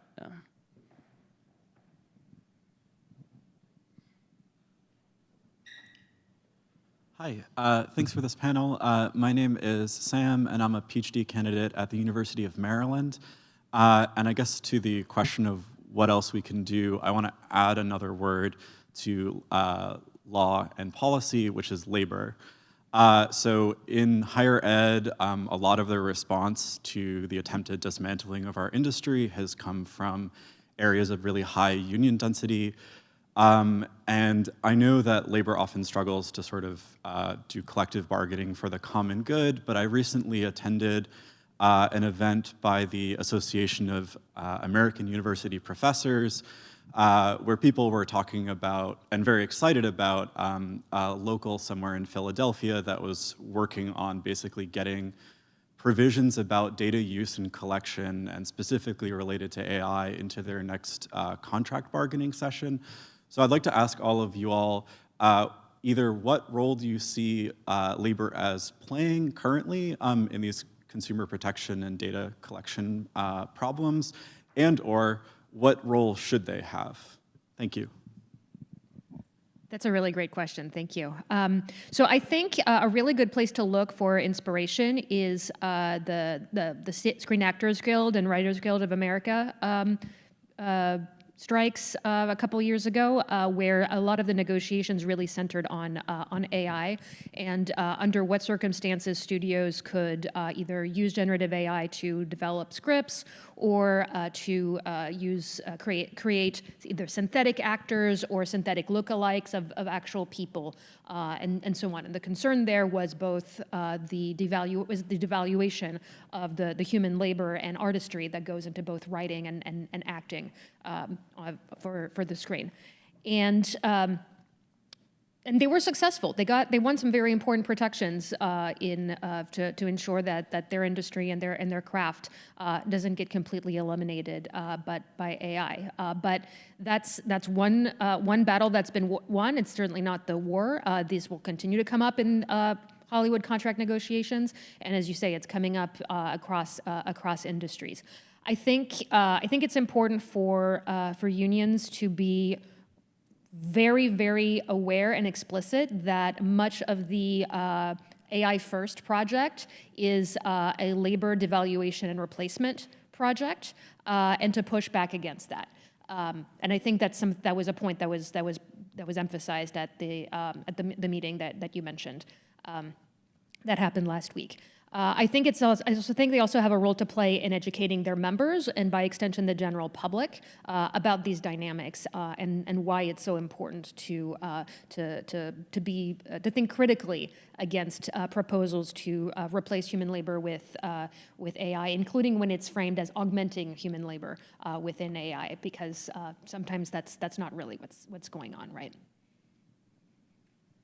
Yeah, I think the AI piece of this is particularly interesting, which is why I think to the question that Nadine asked Monique about the moratorium on state AI laws for 10 years. I mean, could you imagine? I could imagine dumber ideas, but it requires a bit of thought. I mean, just imagine what that would have done 10 years ago, right? So no laws stopping employers from demanding access to your entire social media world as a precondition for making you an offer for a job. No laws regulating facial recognition technology, like Maryland's BIPA. Sorry, Maryland. I was thinking Maryland. Illinois, right? It's the state. It's 8 miles from my house. Yeah, Illinois' BIPA, and Texas's QB. No data breach notification. They're not perfect, but like no data breach notification. So many of the good ideas that we've had have come from state law and this sort of the notion of the laboratory of democracy. Also write a Brandeis quote from the New State ICE case, and Brandeis being the father of both of American privacy and of the American democracy-enhancing version of the First Amendment. So maybe there's something to that. So I think, though, with labor, and even to Tessa's question, I think my answer would be persevere in what you're doing, and think what a better world would be like, and write it down in terms of a set of laws or regulations or structures that could be put into place if I'm saying this in a nonpartisan way, if people you want to have elected get elected in the future. I think that's a perfect note on which to end. Thank you all so much. Thank everyone for being here, and let's continue the conversation.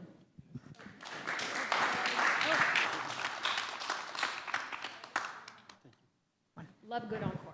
Love good encore. That's great. Thank you very much. My name is Daniel.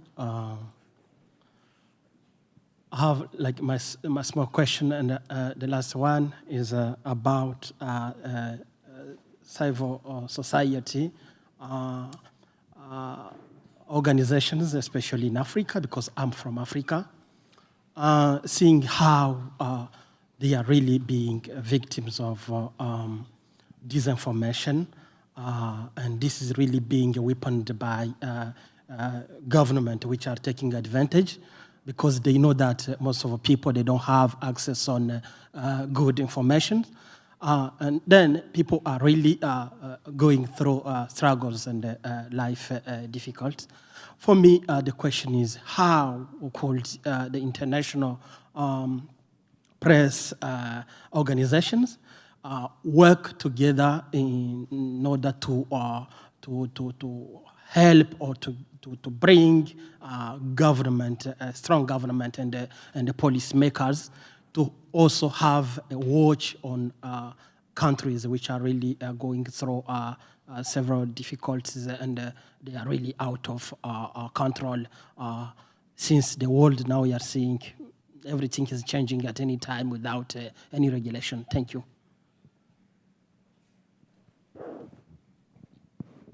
Well, thank you for the softball question that I can definitely answer in less than 3 sentences. During overtime. During overtime. Sorry, I'm gathering my thoughts.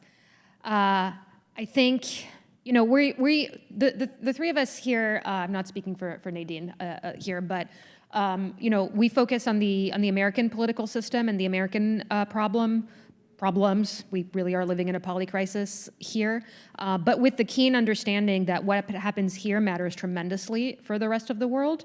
And that's a big reason of why I currently work in domestic policy in the US. I used to work on more international issues, including free expression around the world on the internet and on social media.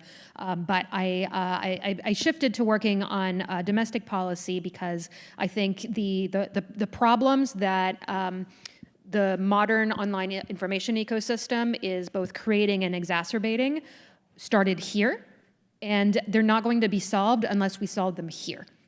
And that's incredibly hard. You brought up, but it's still the thing that needs to be doing. And so we're gonna do it, or keep going until we've done it. You brought up the question of misinformation. The relationship between misinformation, privacy, and AI is a complex one. But we do know, you know, from objective evidence and research that that generative AI makes it significantly easier to create misinformation and disinformation campaigns at scale, including in languages that the people behind the plan don't speak themselves. And so that's a volume question, but generative AI and other algorithmic content moderation tools are also essential to content moderation, which can include, does not so much currently for political reasons, but could and has included tamping down on coordinated malicious disinformation and misinformation campaigns. I used to think that the best answer to bad speech is good speech. I no longer believe that's adequate. I think content moderation has to be part of of the answer. David Kay, who's both a law professor and the former UN Special Rapporteur on Freedom of Expression, has a great little book called Speech Police, and it's literally it's small. That's why I call it a little book. But it's big in its ideas and its impact. That the idea of who can say what online and to whom and with what consequences is never going to be a solved issue. We will constantly be fighting that battle, and that's as it should be, right? And that the lines will evolve and shift over time. But what is absolutely for sure is that we need more, and by we I mean the global civil society needs more professional independent journalism, which means we need more trained and financially sustainable journalists and journalism organizations. And we see that really under attack from both economic forces. Neil pointed to the role of targeted advertising and kind of stealing the news media's lunch money and using it to build weird bunkers to save us from the apocalypse, I guess. But also, budget cuts on publicly funded media, on political attacks on philanthropies that fund journalistic organizations. And so that's kind of the easiest answer I have, is that we need more better media to serve as counter speech against the kinds of expression that it sounds like you're concerned about, but that alone will not be enough. Quite an encore. Thank you so much. I tried. Thank you, everyone. Appreciate it.